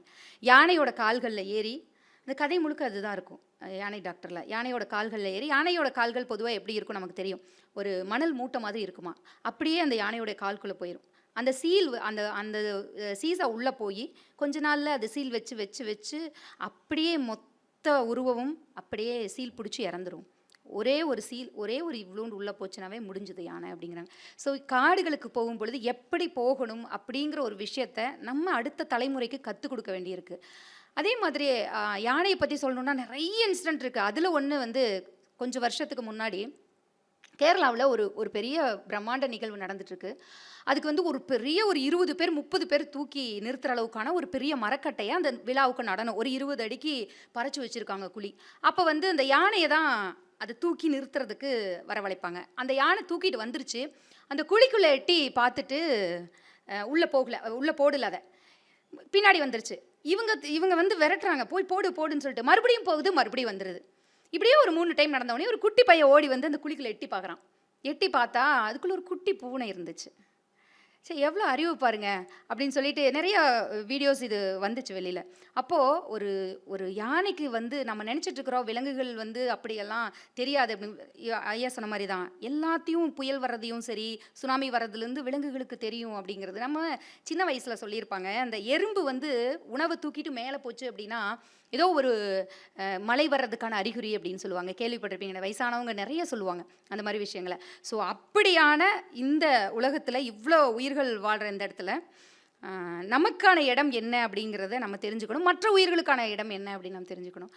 ஒரு இனத்தையே அழிக்க முடியுமா, ஒரு பறவை இனத்தையே விலங்கினத்தையே அழிக்க முடியுமா அப்படின்னா அழிக்க முடியும் ஒரு மனுஷனால், அழிச்சிருக்காங்க அப்படின்னு சொல்லலாம். மொரீசியஸ் தீவில் மனிதனோட கால் படாத வரைக்கும் ஏராளமான பறவைகளும் விலங்குகளும் ரொம்ப சந்தோஷமாக வாழ்ந்துட்டு இருந்துச்சு. டோடோ அப்படிங்கிற ஒரு பறவை மொத்தமாக அழிஞ்சிருச்சு. டோடோ பறவை இனம் மொத்தமாக அழிஞ்சிருச்சு. நீங்கள் போய் நெட்டில் சர்ச் பண்ணி பாருங்கள், இதையும் டோடோன்னு போட்டு பார்த்தீங்கன்னா தெரியும். மொரீசியஸ் தீவுலேருந்து அழிஞ்சு போன ஒரு உயிரினம் அப்படின்னா டோடோ. அப்போது அந்த டோடோ பறவை எப்படி அழிஞ்சு போச்சு அப்படின்னா மனுஷனால தான் அழிஞ்சு போச்சு. டோடோ பறவை அழிஞ்சதுனால ஒரு மரமும் அழிஞ்சு போச்சு. டோடோ பறவை அழிஞ்சு போனால் எப்படி மரம் அழிஞ்சு போகுன்னு பார்த்தா, டோடோ பறவை அழிஞ்சு போச்சுன்னா மரம் அழிஞ்சு போகுங்கிறது காரணம் என்னென்னா, கல்வாரியா அப்படிங்கிற ஒரு மரம் இருக்குது அந்த மொரீசியஸ் தீவில். அந்த மரத்தோட பழங்களை இந்த டோடோ பறவை ரொம்ப விரும்பி சாப்பிடும். அந்த பழங்கள் இருக்கிற விதைகள் வந்து அந்த ஓடு வந்து ரொம்ப கெட்டியாக இருக்கும், அது வந்து அவ்வளோ சீக்கிரம் உடையாது. ஸோ நம்ம அந்த துளிர் அப்படியே பேத்துட்டு வர முடியாது. ஸோ அப்போ வந்து என்ன பண்ணோம் அப்படின்னா, இந்த சாப்பிட்டு உள்ளே போயிட்டு எச்சம் வழியாக வெளியில் வரும் இல்லையா, அந்த விதைகள் வந்து தான் முளைக்குமா. ஸோ அப்போது இந்த டோடோ பறவை அழியும் போது அந்த மரமும் அழிஞ்சு போகுது. அப்போது இதை வச்சு நம்ம என்ன சொல்ல வரலாம்னா, நம்ம எல்லாமே ஒரு சுழற்சியில் தான் இருக்குது. நீங்கள் ஒரே ஒரு கண்ணி உணவுச் சங்கிலியில், உயிர் சங்கிலியில் ஒரே ஒரு கண்ணி அறுபட்டுட்டா கூட நமக்கு ஒரு மிகப்பெரிய ஆபத்து இருக்குது. ஒரே ஒரு உயிரினம் அழிஞ்சிட்டா கூட, மிக முக்கியமான உயிரினம் எறும்பு மாதிரியான, யானை மாதிரியான உயிரினம் அழிஞ்சிட்டுனா என்ன வரும் நமக்கு முதலே சொல்லியிருப்பாங்க. இப்போ வந்து காட்டில் வந்து புலி அதிகமாகிடுச்சுன்னா என்ன ஆகும் அப்படின்னா, மானை அடித்து சாப்பிட்ருவோம். மான் அதிகமாகிடுச்சுன்னா என்ன ஆகும், புல் நிறையா சாப்பிடுவோம். அப்போ அந்த புல் சாப்பிட்ற உயிரினங்களெல்லாம் அழிஞ்சு போயிடும். அப்போ அந்த இயற்கைக்கு அது வர்ற மாதிரி அடித்து சாப்பிட்டா கூட அது அந்த காடுகளில் அது சரியான ஒரு வழிக்காக தான் ஒவ்வொன்றையும் வச்சுருக்கோம். அப்போ ஒரு இனம் முற்றிலுமாக அழியும் போது, இப்போ இடையில இருக்கிற மான் அழிஞ்சிருச்சுன்னு வைங்களேன், அப்போ அந்த புல்லெல்லாம் எவ்வளோ வளர்ந்து முழுவதுமாக ஆக்கிரமிச்சிரும் இல்லையா. இந்த மாதிரி ஒரு உணவுச் சங்கிலி, உயிர் சங்கிலியில் மிக முக்கியமான இடத்துல இந்த பறவைகளும் விலங்குகளும் சின்ன சின்ன பூச்சிகளும் இருக்குது. ஏற்கனவே சொன்ன மாதிரி சாணி வண்டு மாதிரியான சின்ன சின்ன பூச்சிகள் இருக்குது.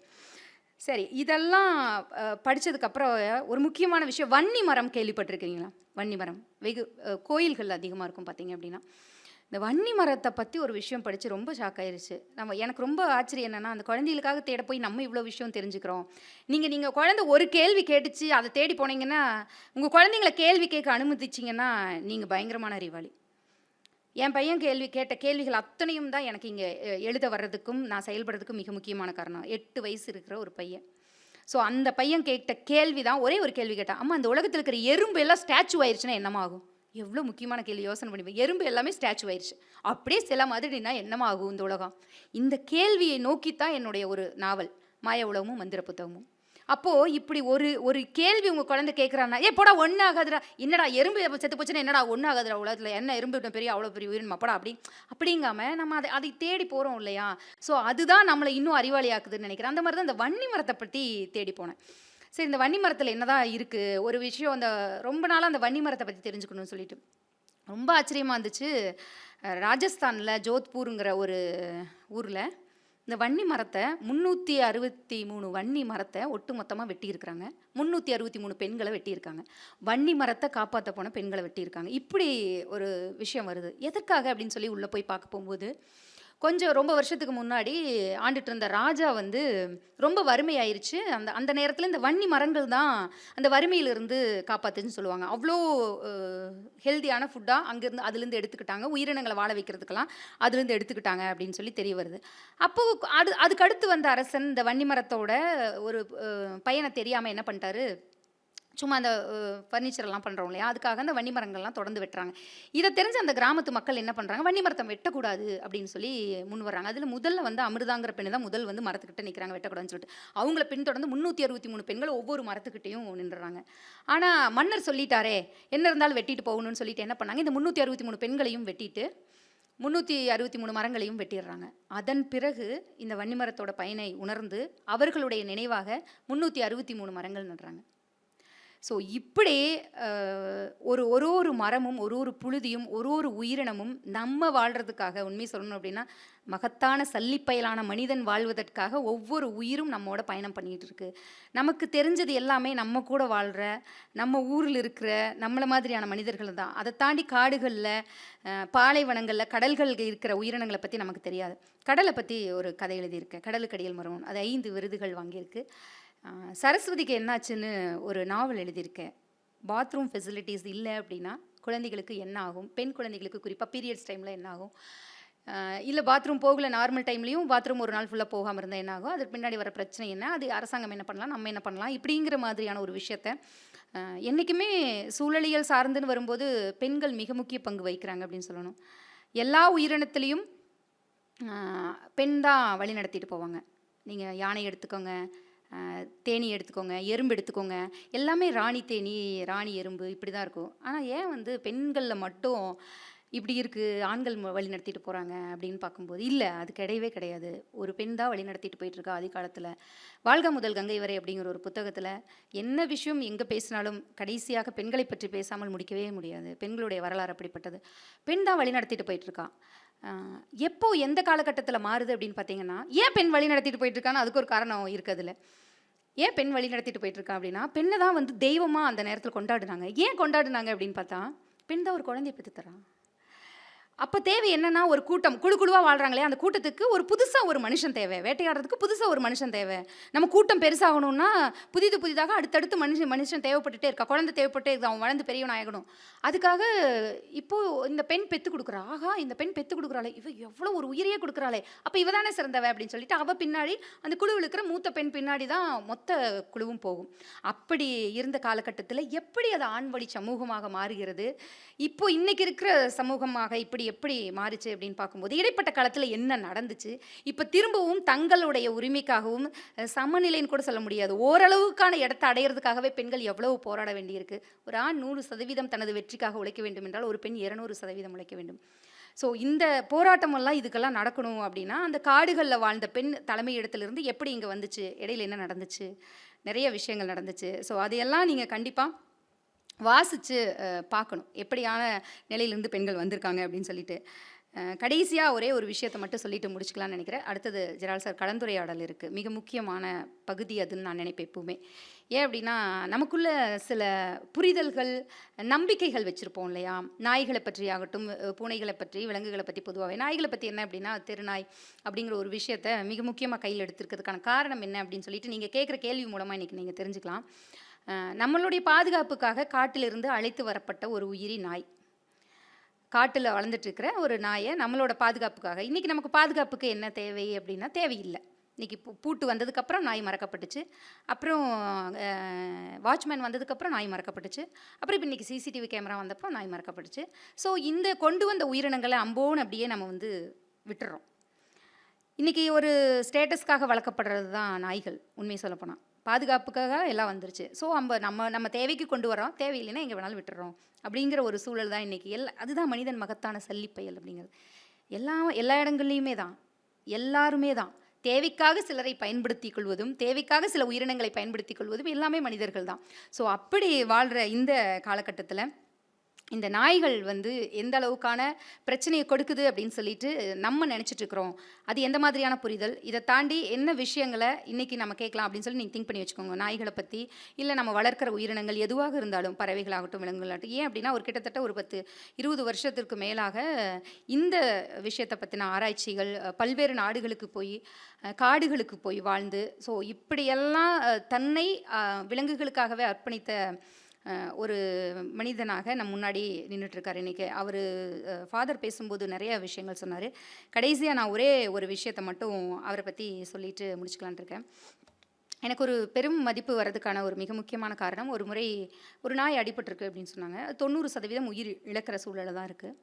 அப்போது என்கிட்ட பேசும்போது சொன்னார், அது கிட்டத்தட்ட இறந்துற சூழல் தான் இருக்குது. இங்கே இருக்கிற டாக்டர் பார்த்து சொல்லிட்டாரு, நான் பெங்களூர்லேருந்து ஒரு டாக்டர் வர வச்சுருக்கோம், மொத்த செலவு ஒரு 2.5 லட்சம் 3 லட்சம் ஆயிடுச்சு அப்படின்னு சொன்னேன்.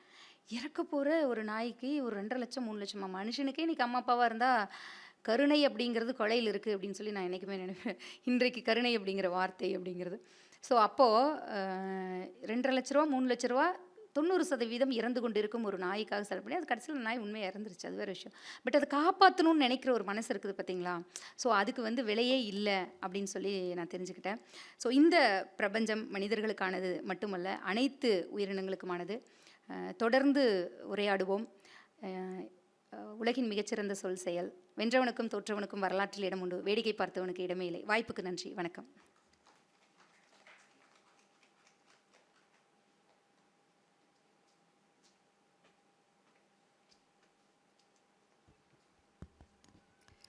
இந்த பிரபஞ்சம் பெரிய புத்தகம். அந்த புத்தகங்களை படிக்க நாம் பல பக்கங்களை திருப்ப வேண்டும் என்ற கருத்துக்களை மிக அழகாக சிறப்புரையாற்றிய திருமிகு சரிதா ஜோ மேடம் அவர்களுக்கு எங்களது மனமார்ந்த நன்றிகள். நன்றி மேம். தொடர்ந்து நம்மிடையே கலந்துரையாட கண்ட்ரி ஹெட் ஸ்கேன் ஃபவுண்டேஷன் திருமிகு ஜெரால்ட் ஐயா அவர்களை அன்போடு அழைக்கிறோம்.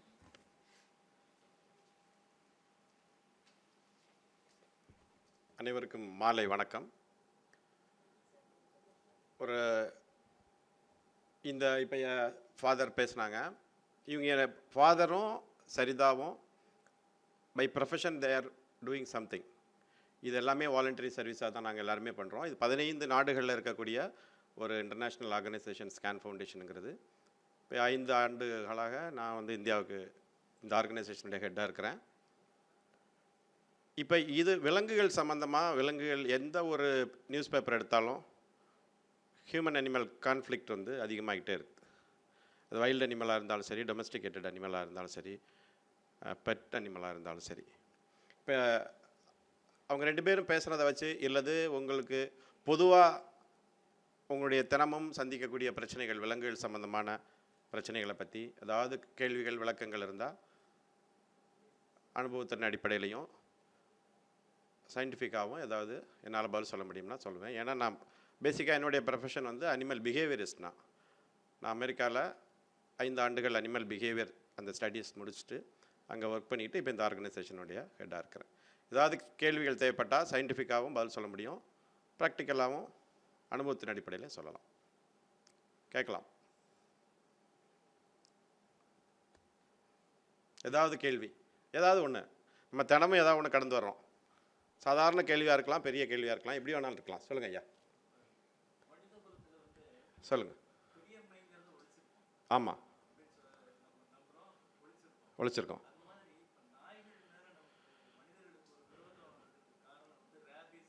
ஆமாம் ஆமாம்.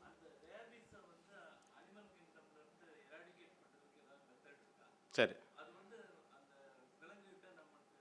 சரி சரி. ரேபிஸ் அதாவது காசநோய் ஒழிப்ப மாதிரி, குஷ்டரோகம் அந்த நோய் ஒழித்தது மாதிரி, இந்த இது பண்ணது மாதிரி ரேபிஸை எராடிகேட் பண்ண முடியுமா அப்படின்போது, ரேபிஸோட ஆரிஜின் எங்கே அப்படின்றது பார்க்கணும். ரேபிஸ் அதாவது வெறி நாய் அப்படின்னு நிறைய பேர் சொல்கிறோம். பேப்பரில் எழுதுகிறவங்களும் அதான் எழுதுகிறாங்க. அது வெறி நாய் இல்லை, அது ஒரு நோய், வெறி நோய் தான் அது. ரேபிஸுங்கிறது ஒரு டிசீஸ், அது ஒரு டிசீஸ்.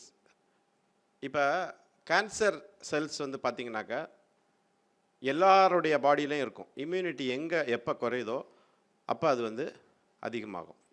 அதே மாதிரி இந்த ரேபிஸ் எங்கேருந்து வருது அப்படின்னா வௌவால்கள்டேருந்து தான் நாய்க்கு வரும். வௌவால் நாயை கடித்தாலோ, வௌவாலுடைய ஒரு சில உணவுகளை நாயை இது பண்ணாலோ தான் ரேபிஸ் வந்து வௌவால்கிட்டேருந்து வரக்கூடிய ஒரு டிசீஸ்.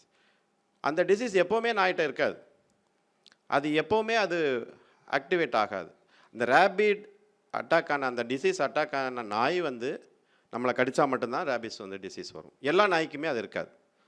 நிறைய பேர் என்ன இதை எப்படி புரிஞ்சுக்கிறாங்க அப்படின்னா, வாயிலேருந்து எச்சி ஒழுகிற அத்தனை நாய்க்குமே ரேபிஸ் இருக்கும் அப்படிங்கிறது அது ஒரு தவறான ஒரு கருத்து. எச்சி ஒழுகிறதுக்கு நிறைய காரணம் இருக்கும். அதுக்கு தண்ணி தேவையாக இருந்திருக்கலாம், ரொம்ப தூரம் ஓடிட்டு வந்திருந்திருக்கலாம், வேறு ஒரு சில டிசீஸ் இருக்குது. அதுக்கு பார்வோ அப்படின்ற ஒரு டிசீஸ் இருக்குது, அந்த நாய்க்கெல்லாம் எச்சி ஓடியும். அதெல்லாமே மனிதனுக்கு பரவக்கூடிய விஷயம் இல்லை. இப்போ இதை ஒழிக்க முடியுமா அப்படின்னா ஒழிக்க முடியும். அதை எப்படி மொத்தமாக எடுத்துட முடியாது. வௌவால்கள் இருக்கிறது வரைக்கும் இந்த வௌவால்கிட்டேருந்து வரக்கூடிய இந்த டிசீஸ் இருந்துகிட்டு தான் இருக்கும். ஸோ இப்போ இதுக்கு நிறைய வேக்சின் இருக்குது. முன்னாடி என்ன பண்ணுவாங்கன்னா 8 இன்ஜெக்ஷன் போடணும், அதுவும் தொப்பில் சுற்றி போடணும். இப்போ அப்படியெல்லாம் இல்லை, 3 இன்ஜெக்ஷன் போட்டால் போதும். சப்போஸ் கடித்த நாய்க்கு ரேபிஸ் இருந்துச்சுன்னா அப்படிங்கிறதெல்லாம் இருக்குது. இப்போ நாங்களாம் நான் வந்து வௌவால்கள் பற்றி ஆராய்ச்சி பண்ணியிருக்கிறேன். கம்போடியாவில் கரடிகள் பற்றி வேலை செஞ்சுருக்கிறேன். ஒரு ஆண்டு கம்போடியாவில் கரடிகள் சம்மந்தமான கரடிகளினுடைய கரடி அடிபட்டுச்சுன்னா ரெஸ்கியூ சென்டரில் ஒர்க் பண்ணியிருக்கிறேன். அங்கெல்லாம் நாங்கள் போகும்போது அந்த வேக்சின் முன்னாடியே பண்ணுவாங்க, அது ஒரு வருஷம் ஆக்டிவாக இருக்கும். அந்த மாதிரி தான் பண்ண முடியுமே தவிர ஒரு விலங்குக்கு இருக்கக்கூடிய நோய் இருந்துகிட்டு தான் இருக்கும். அதை நம்ம ஒன்றுமே இப்போ தலைவலின்னு ஒரு நோய் இருக்குது. தலைவலி பல காரணத்தினால வரும். அதை மொத்தமாக அழிச்சிட முடியுமா அப்படின்னா முடியாது. அது என்னென்ன சிம்டம் இருக்கோ அதெல்லாத்தையும் குறைக்க முடியும், அப்படி தான் பண்ண முடியும். அதுக்கான எல்லா விதமான ஃபெசிலிட்டியும் எல்லா அரசு மருத்துவமனைகளுக்கு இருக்குது, எல்லா தனியார் மருத்துவமனையிலும் இருக்குது. அதுக்கான பயமே தேவையில்லை. எல்லா நாயும் வெறி நாய் கிடையாது, வெறி நோய் அது. ஐயா புரிஞ்சுங்களா? நன்றி. வேறு ஏதாவது சொல்லுங்கள்.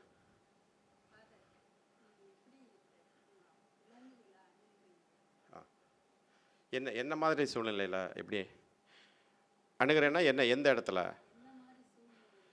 அது ஒரு உயிரி. அது இப்போ நம்ம இந்த பிரபஞ்சம் மனிதர்களுக்கானது மட்டுமில்லை அப்படின்னு சரிதான் பேசுனாங்க. உட்காருங்க. இந்த பிரபஞ்சத்தில் இருக்கக்கூடிய ஒரு 2 லட்சம் உயிரி இருக்குதுன்னா அதில் ஒரு உயிரி நம்ம, அவ்வளோதான். இப்போ நான் பிஹேவியர் ஸ்டடீஸ் படிச்சிருக்கிறேன். நான் 2-3 அனிமலை பற்றி தான் அதில் ஸ்பெஷலைஸ் பண்ணியிருக்கிறேன். அதில் ஒன்று கரடிகிட்ட பேச முடியுமா அப்படின்னா கரடி சொல்கிறத என்னால் புரிஞ்சுக்க முடியும். பேசுகிறதுங்கிறது நமக்கு மொழி இருக்குது, ஃபாதர் சொன்ன மாதிரி மொழி இருக்குது, இலக்கியம் இருக்குது. அதே மாதிரி அதெல்லாம் இல்லை. பட் அது என்ன நினைக்குது? இப்போ டாக்டர் கே பற்றி சரிதாக சொன்னாங்க, எப்படி போய் ஓநாய்கள் வந்து காட்டுச்சு. இந்த மாதிரியான உணர்வுகளை புரிந்து கொள்ள முடியும். அதுதான் அந்த அனிமல் பிஹேவியரிஸ்ட்டுங்கிற ஸ்டடி. எப்படி ஹியூமன் சைக்காலஜி இருக்குது, எப்படி கவுன்சிலிங் கொடுக்குறாங்க, 2 பேர் பிரச்சனையை மனிதன்ட்ட சொன்னால் சரியாயிரும் அப்படின்னு சொல்லும்போது அதெல்லாமே ஒரு சயின்ஸ். அனிமல் பிஹேவியருங்கிறது ஒரு சயின்ஸ். அது மூலமாக தான் நம்ம அதை இப்போ இன்றைக்கி காலையில் நடந்தது தான். அந்த திண்டுக்கல்லில் நாங்கள் 2 பேரும் வெளியில் போயிட்டுருக்குறோம். ஒரு நாய் வந்து கூப்பிடுது. அது குறிப்பாக என்ன கூப்பிடுது பார்க்கும்போது 3 கால் தான் இருக்குது, ஒரு கால் இல்லை. அப்புறம் ஒரு பிஸ்கட் பாக்கெட் இருந்துச்சு, அதை போட்டோம். அது பிஸ்கட்டை கூட முதல்ல சாப்பிடல. அதனுடைய தேவை என்னென்னா அதுக்கான பீப்புள் இருக்காங்க, அனிமல் பீப்புள்ன்றதை அதை ஐடென்டிஃபை பண்ணுது. இதே மாதிரி எல்லா உயிரினங்களுக்கும் இருக்கும். ஒரு சுண்டலி சொன்னார், இந்த உயிரினம்ன்ற இடத்துல ஒரு ஃபியூஸ் கேரியர் எல்லாமே வச்சுருந்த ஒரு டப்பா. அந்த இடத்த அதை எடுக்கலாம் அப்படின்னு பார்க்கும்போது அந்த டப்பாவுக்குள்ளே ஒரு சின்ன குட்டி எலி இருந்துச்சு. இவ்வளோதான், ரொம்ப சுண்டலி அது. அப்போ அது ரொம்ப சின்ன குட்டி போல இருக்குது அப்படின்னு நினச்சிட்டு அந்த ஃபியூஸ் கேரியரை வச்சா சார் அது ஒரு வீடியோ எடுப்போம் அப்படின்ட்டு அந்த வீடியோ இருக்குது. அந்த வீடியோ எடுத்துக்கிட்டே இருக்கும்போது அது என்ன பண்ணுதுன்னா அப்படியே பார்க்குது ஃபேஸ் டு ஃபேஸ், அந்த என்னுடைய ஐ கான்டாக்டுக்கு அது இருக்குது. அப்புறம் பார்த்தா அதுக்கு 3 குட்டி இருக்குது, அதுதாங்க அம்மா. அந்த 3 குட்டியுமே அது காட்டுது. அப்போ எந்த விதமான சலனமும் இல்லை. இது நம்ம சாதாரணமாக அதை புரிந்து கொள்ளாமலும் இல்லை அதை பற்றியான குறைந்தபட்சம் நமக்கான அக்கறை இல்லாமல் இருக்கும்போது என்ன பண்ணுவோம், அது ஓடும், அந்த குழந்தைய விட்டுட்டு போகும், நம்ம தூக்கி வெளியே வீசுவோம். ஸோ இது ஒரு சிறு புரிதல் தான். ஒவ்வொரு ஜீவராசிகளுக்கும் ஒரு பங்கு இந்த உலகத்தில் இருக்குது. நம்ம மட்டுமே பேச்சு மொழியும் அல்லது இலக்கியங்களும் எழுத்துக்களும் இருக்கிறதுனால யானை அட்டகாசம், யானை ஊருக்குள்ளே வந்துச்சு அப்படின்னு எழுதுகிறோம்.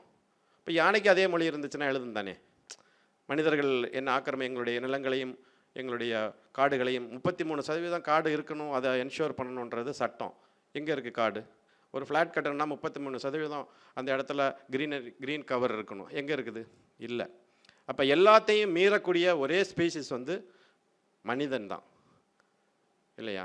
இப்போ யானை அட்டகாசம்ன்றது எங்கே மதுரை பஸ் ஸ்டாண்டில் பண்ணுறது இல்லைல்ல. யானை புலி இங்கே வர்றதில்லைல்ல. காடுகளை 50 மீட்டர் இடைவெளி இருக்கணும் ஒரு காடினுடைய எல்லைக்கும் அடுத்த கட்டிடத்துக்கும். அப்படின்னா அது எல்லாமே இன்னைக்கு விதி மீறல்களாக தானே இருக்குது. புரியுதுங்களா? அப்போ இதுதான் புரிதல்ங்கிறது. இதுக்கு ஒரு ஸ்டடி இருக்குது, பட் இந்தியாவில் அது இல்லை. இப்போ இது நமக்கு தேவையின் அடிப்படையில் நம்ம படிச்சுட்டு வந்திருக்கேன். படிச்சுட்டு வந்துட்டு இதில் வேலை செய்கிறோம். வௌவால்கள் எப்படி வாழுது, ஏன் அது தலைகளாக தொங்குது. ஸோ இது இங்கேயே பேசிக்காக இருக்கக்கூடியது. இப்போ இதுக்கான டிசீஸ் ஏன் வருது, எப்படி ஜோனோட்டிக் டிசீஸ் எல்லாம் இருக்குது. புரிஞ்சுச்சுங்களா? வேறு விளக்கம் வேறு யாராவது? சொல்லுங்கள்.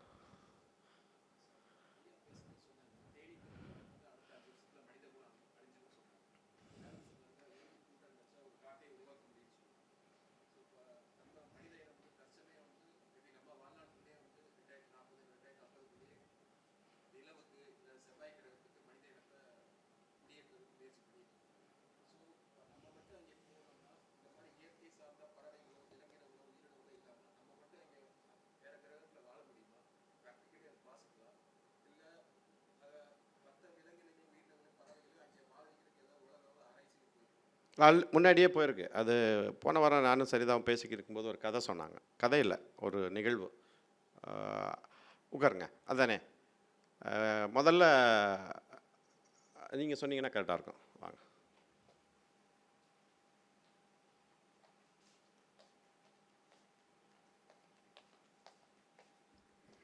ஓகே, முதல்ல அனுப்பப்பட்ட உயிரினம் அப்படின்னு நம்ம எதை சொல்லுவோம்?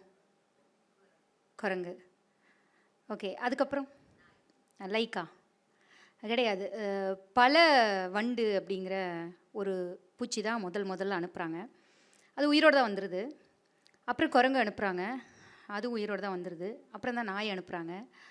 நாய் எங்கேருந்து எடுக்கிறாங்கன்னா ஐ திங்க் ரஷ்யான்னு நினைக்கிறேன். ரஷ்யா தான்.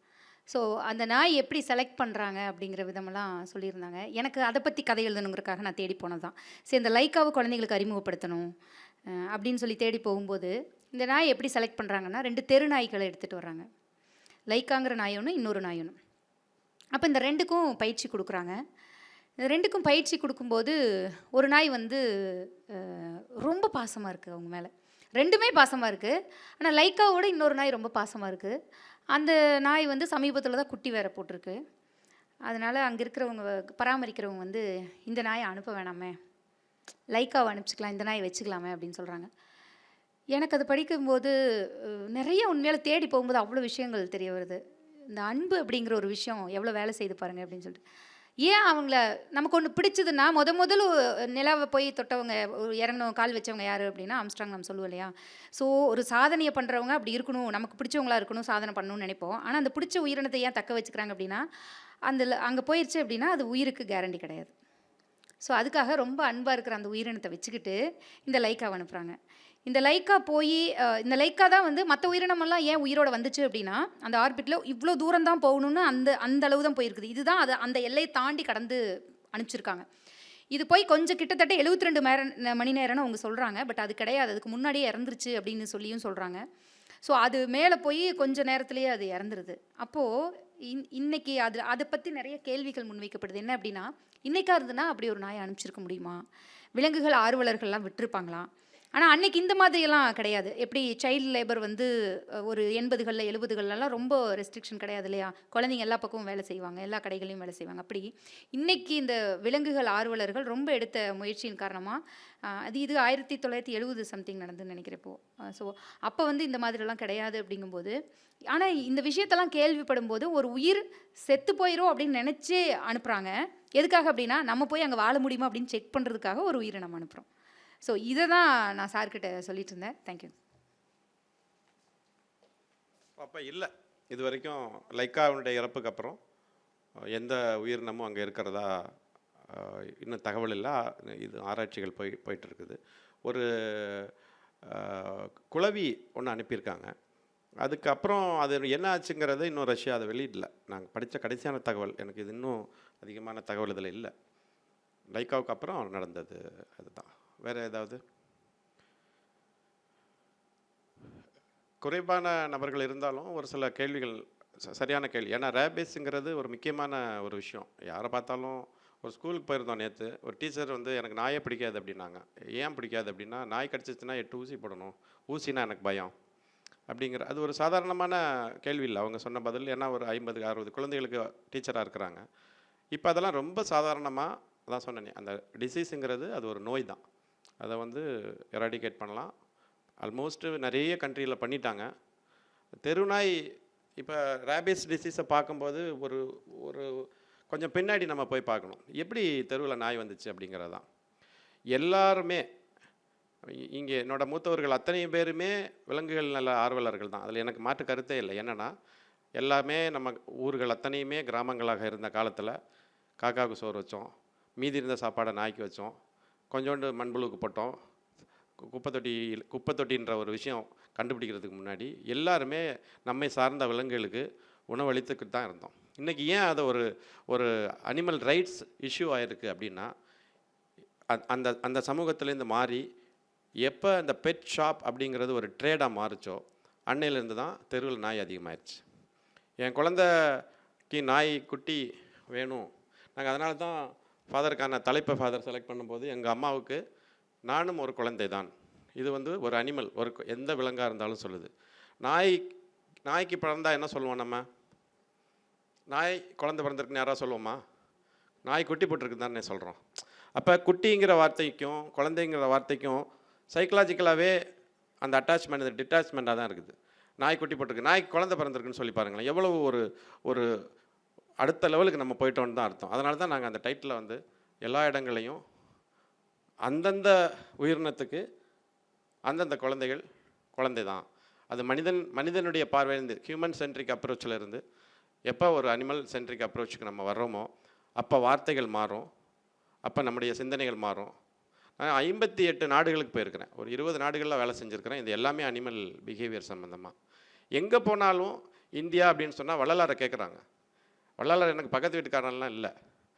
ஏன்னா அப்போ வள்ளலார் பிறந்து வள்ளலாரை நம்ம ஃபாலோ பண்ணுறோமோ இல்லையோ, வள்ளலார் பிறந்த ஒரு ஊர் தமிழகம் இல்லையா? சில 100 கிலோமீட்டரில் இருக்குது. எத்தனையோ கோயில்களுக்கு போகிறோம், எத்தனையோ மதம் சார்ந்த விஷயங்களை செய்கிறோம். வள்ளலார் பிறந்த ஊருக்கு எத்தனை பேர் போனோம்? ஜீவகாருண்யமெல்லாம் பண்ணணும்னு அவசியமெல்லாம் இல்லை. 58 நாடுகளில் குறைந்தபட்சம் ஒரு 20 நாடுகள்லையாவது என்கிட்ட கேட்டிருப்பாங்க. அப்போ வள்ளலாரை பற்றி வெள்ளைக்காரன் தெரிஞ்சிருக்கிற அளவுக்கு நம்ம இன்னமும் அவருக்கான முக்கியத்துவத்தை கொடுக்கவே இல்லை. அவர் மதவாதியெல்லாம் இல்லை, ஆன்மீகவாதியெல்லாம். வடலூர் போய் பார்த்தீங்கன்னா தான் தெரியும், மதத்துக்கும் அவருக்கும் எந்த சம்மந்தமும் இல்லை. அப்போ குறைந்தபட்சம் விலங்குகள் நலன் என்பது நான் வாழும் இந்த பிரபஞ்சம் எல்லா உயிரினங்களுக்கானது, அவ்வளோதான். அப்படிங்கிற அந்த ஒரு குறைந்தபட்சம் ஒரு சிந்தனை இருந்தால் போதும். அதுக்காக 10 நாயை ரோட்டில் சாப்பாடு போடணும், இல்லை இதுக்காக ஒரு பெரிய உயிர்நேயம் மிக்க சிந்தனையாளர்களாக ஒரு குழுவை உருவாக்கணும், அதெல்லாம் இல்லை. நான் கடந்து வரக்கூடிய ஒரு 20 கிலோமீட்டர் பயணம் செய்யக்கூடிய, தினமும் பயணம் செய்யக்கூடிய ஒவ்வொரு பாதையிலையும் எத்தனை பிச்சைக்காரங்க இருப்பாங்களோ அதே மாதிரி எத்தனையோ பிச்சை எடுக்கக்கூடிய நாய்கள் இருக்கும். விடிய காலம் 4 மணிக்கு மதுரை மாநகரங்களில் 2000 நான் வேலை செஞ்சேன். 2000 ஆண்டில் விடிய காலம் 4 மணிக்கு தவிட்டு சந்தையில் நான் வேலை செஞ்சேன், ஐடியாஸ்னு ஒரு நிறுவனத்தில். 4 மணிக்கு போய் பார்க்கும்போது தெரியும், மதுரை தூங்காத நகரம் தெரியும் நமக்கு. குறைந்தபட்சம் ஒரு 10 டீ கடையிலையாவது 10 நாய் உட்காந்துருக்கும். யாராவது ஒரு வடை பிஸ்கட்னு ஒரு பொடி போடுவாங்களா, சாப்பிடலாமா அப்படின்னு. அது கூட குறைந்தபட்சம் நம்முடைய உறுதி செய்ய முடியாது. அன்றைக்கெல்லாம் போட்டாங்க தான், இன்றைக்கி இல்லை. நீங்கள் ஒரு 5 கிலோமீட்டர் இன்னையிலேருந்து பாருங்களேன், ஒரு 5 கிலோமீட்டர் தினமும் நம்ம பயணம் செய்யக்கூடிய இடத்துல ஒரு 15 நாய் பார்த்தீங்கன்னா 14 நாய்க்கு ஒரு கால் அடிபட்டிருக்கும். 14 நாய்க்கு அடிபட்டிருக்கும். இன்னையிலேருந்து பாருங்கள். இப்போ இது யாருடைய தவறு? அப்போ ஒரு இனம் இவ்வளவு தூரம் கொடுமைப்படுத்தப்படும் போது அந்த இனத்தினுடைய மனநிலை எப்படி இருக்கும்? இந்த எம்பதின்ற வார்த்தை இருக்குல்ல, அது ரொம்ப முக்கியமான வார்த்தை ஆங்கிலத்தில். உன் பிரச்சனையை என் பிரச்சனையாக பார்க்குறது, என் பிரச்சனையை உன் பிரச்சனையாக பார்க்குறது. அப்போ ஒரு இனம் இவ்வளவு தூரம் நீங்கள் சும்மா பாருங்களேன், ஒரு நாய் அமைதியாக படுத்திருக்கும், யாராவது ஒருத்தவங்க கல்லெடுத்து அடிப்பாங்க. அப்போ அது என்ன பண்ணும்?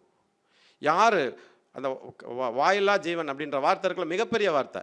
அப்போ அதனுடைய குரலாக நம்ம இருக்கணும். அதுக்காக நம்ம யாரையுமே காயப்படுத்த வேண்டியதில்லை. நான் வாழக்கூடிய இந்த பிரபஞ்சத்தில் எனக்கு நான் வாழும் நாட்களில் வாழக்கூடிய ஒரு சக உயிரி அப்படிங்கிறது தான். அந்த குறைந்தபட்ச சிந்தனையிலிருந்தும் நம்ம யோசிக்கணுங்க அப்படிங்கிறது தான் இந்த ஸ்கேன் ஃபவுண்டேஷனுடைய நோக்கம். ஒவ்வொருத்தரும் ஒரு வேலையில் இருக்கிறோம், எல்லாருமே வேறு வேறு ப்ரொஃபஷன், வேறு வேறு படிச்சிருக்கிறோம். சரிதான், டீச்சராக இருக்காங்க, டீச்சராக இருந்துட்டு இப்போ கதை சம்மந்தமாக 15-20 புத்தகங்கள் எழுதியிருக்காங்க.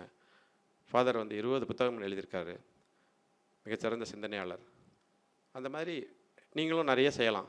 அதுக்கு ஒரு அமைப்பெல்லாம் இருக்குன்னு அவசியம் இல்லை. வேறு ஏதாவது கேள்வி? முடிச்சுக்கலாம் இதோட. ஒரு சிறந்த நாள், ஒரு 20 பேர் இருக்கோம், மிக சிறந்த நாளாக இருந்துச்சு. ஏதாவது ஒரு கேள்வி கேளுங்க, கடைசியாக ஒரு கேள்வி வச்சுக்கலாம். யாராவது? தினமும் கடந்து வர்றது தானே நம்ம. நாய் பிடிக்காதுன்னு கூட சொல்லலாம். நீங்கள் எனக்கு பிடிக்கலங்க, இந்தந்த காரணத்தினால பிடிக்கல, பூனை பிடிக்கல, எதுவுமே இல்லையா? ஏதாவது ஒரு இன்சிடெண்ட், பேப்பரில் படித்த ஒரு இன்சிடெண்ட்டை ஒரு 2 நிமிஷத்தில் முடிச்சிடலாம். சொல்லுங்கள்.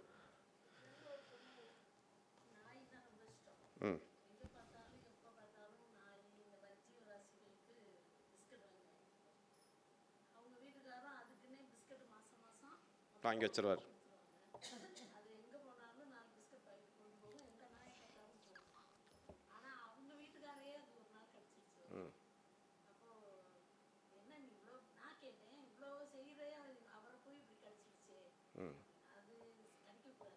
ஆமாம், உட்காருங்க சொல்கிறேன்.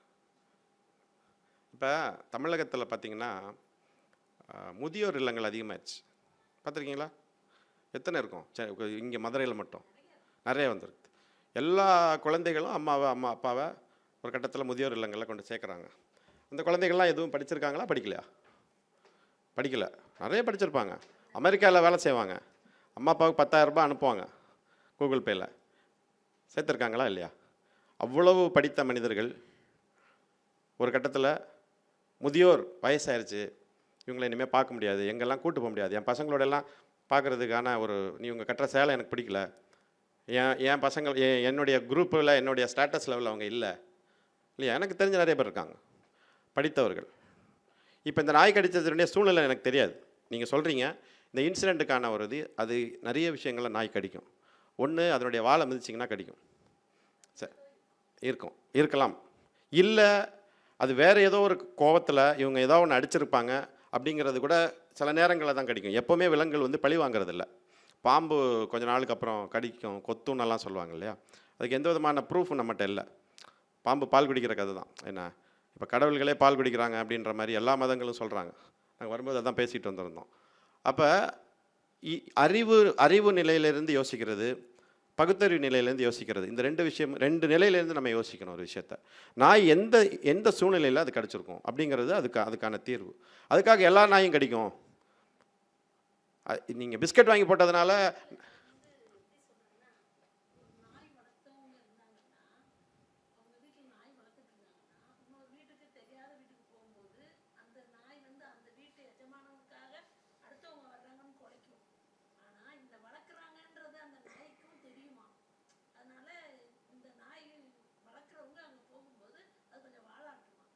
வேற வீட்டு நாய் கடிச்சிருச்சு.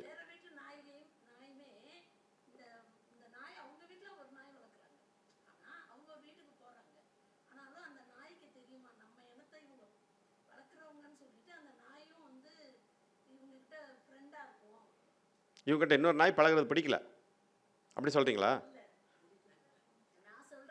ஒரு வீட்டில் வேற வீட்டுக்கு ஆ சரி புரிஞ்சுக்குது. ஆமாம் சரி உண்மைதான். இப்போ நம்ம 2 பேரும் வெளியே போய் நின்னீங்கன்னா என்னை பார்த்தா ஒரு 5 நாய் வரும். உங்களை பார்த்தா உங்களுக்கு தெரிஞ்சவங்க யாராவது தான் வருவாங்க இல்லையா? தெரிஞ்சவங்க வர்றாங்கல்ல. இப்போ நான் மதுரைக்கு ரொம்ப வருஷத்துக்கு அப்புறம் மதுரைக்கு வரேன். இப்போ எனக்கு இங்கே யாரையும் தெரியாது. ஆனால் நான் நாயோட பழகுவேன். நான் காட்டுக்கு போனாலே வந்து நான் யானைகளை பற்றி ஒரு ஆராய்ச்சி சத்தியமங்கலம் காட்டில் பண்ணேன். யானைகளே வரும். நான் டேவிட் ராஜன் ஒரு ஃபாரஸ்ட் ஆஃபீஸர் ஒருத்தர் இருந்தார். அவரும் 15-16 நாட்கள் வந்து காட்டுக்குள்ளேயே வீரப்பன் வந்தப்புறம் காட்டுக்குள்ளே தங்கி யானைகளை பற்றி ஆராய்ச்சி பண்ணி அதை இன்னைக்கு இந்திய அரசாங்கம் அந்த ஆர்டிக்கலை வந்து பப்ளிஷ் பண்ணியிருக்காங்க. அப்போ யானை வரும், இவங்க வந்திருக்காங்கன்னு. யானை நம்மளுடைய பழகாதே தவிர யானை வந்து நம்மளை ப்ரொடெக்ட் பண்ணும். அது மாதிரி நாய் வந்து அது கம்பேனியன் அனிமல், நம்மளோட சேர்ந்து நம்மளுடைய குழுவில். ஆமாம், அதனால தானே பாம்பு ஸ்குவாட்லலாம் நாயை வச்சுருக்காங்க. எங்கேயாவது இப்போ வெடிச்சிச்சுன்னா பாம்பு போட்டாங்கன்னா மனுஷனை போய் மோப்ப சக்தி வச்சு கண்டுபிடிக்க சொல்கிறதில்ல, நாயை அனுப்பி தான் கண்டுபிடிக்கிறாங்க. அந்த அளவுக்கு அதுக்கு நுண்ணறிவு திறன் அதிகம். நம்ம தூங்கிட்டு இருக்கோம் ஒரு நாய், நான் அந்த பக்கத்தில் பைக்கில் கிராஸ் ஆனேன்னா உடனே எந்திரிக்கும். ஸோ அந்த மாதிரியான அறிவுத்திறன், நுண்ணறிவுத்திறன்கள் எல்லா உயிரினக்கு பூகம்பம் வர்றதுக்கு முன்னாடியே பூனையும் நாயும் தப்பிச்சிடும்.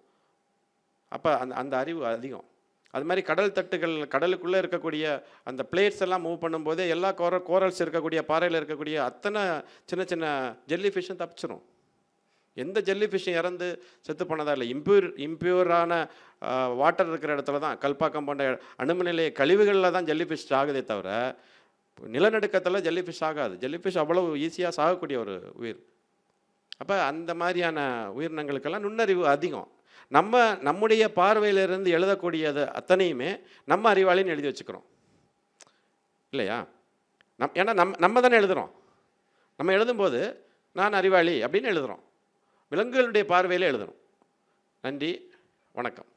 வாய்ப்புக்கு நூலகம் சார்ந்த அனைவருக்கும் எங்களுடைய அமைப்பு சார்பாகவும் எங்களுடைய மூவர் சார்பாகவும் மிக்க நன்றி.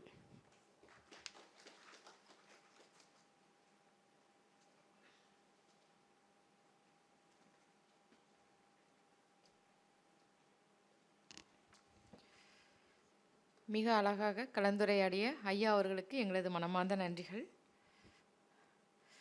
மிக சிறப்பாக உரையாற்றி அறிவார்ந்த கலந்துரையாடல்களை மேற்கொண்ட சிறப்பு விருந்தினர் அனைவருக்கும் கலைஞர் நூற்றாண்டு நூலகத்தின் சார்பாக மனமார்ந்த நன்றிகளை தெரிவித்துக் கொள்கிறோம். முன்னதாக இந்நிகழ்வினை நடத்துவதற்கு அனுமதி அளித்த முதன்மை நூலகர் மற்றும் தகவல் அலுவலர் அவர்களுக்கு எங்களது மனமார்ந்த நன்றிகள். இந்நிகழ்ச்சியில் கலந்து கொண்டு சிறப்பித்த வாசகர்கள், பொதுமக்கள் உள்ளிட்ட அனைவருக்கும் எங்களது மனமார்ந்த நன்றிகள்.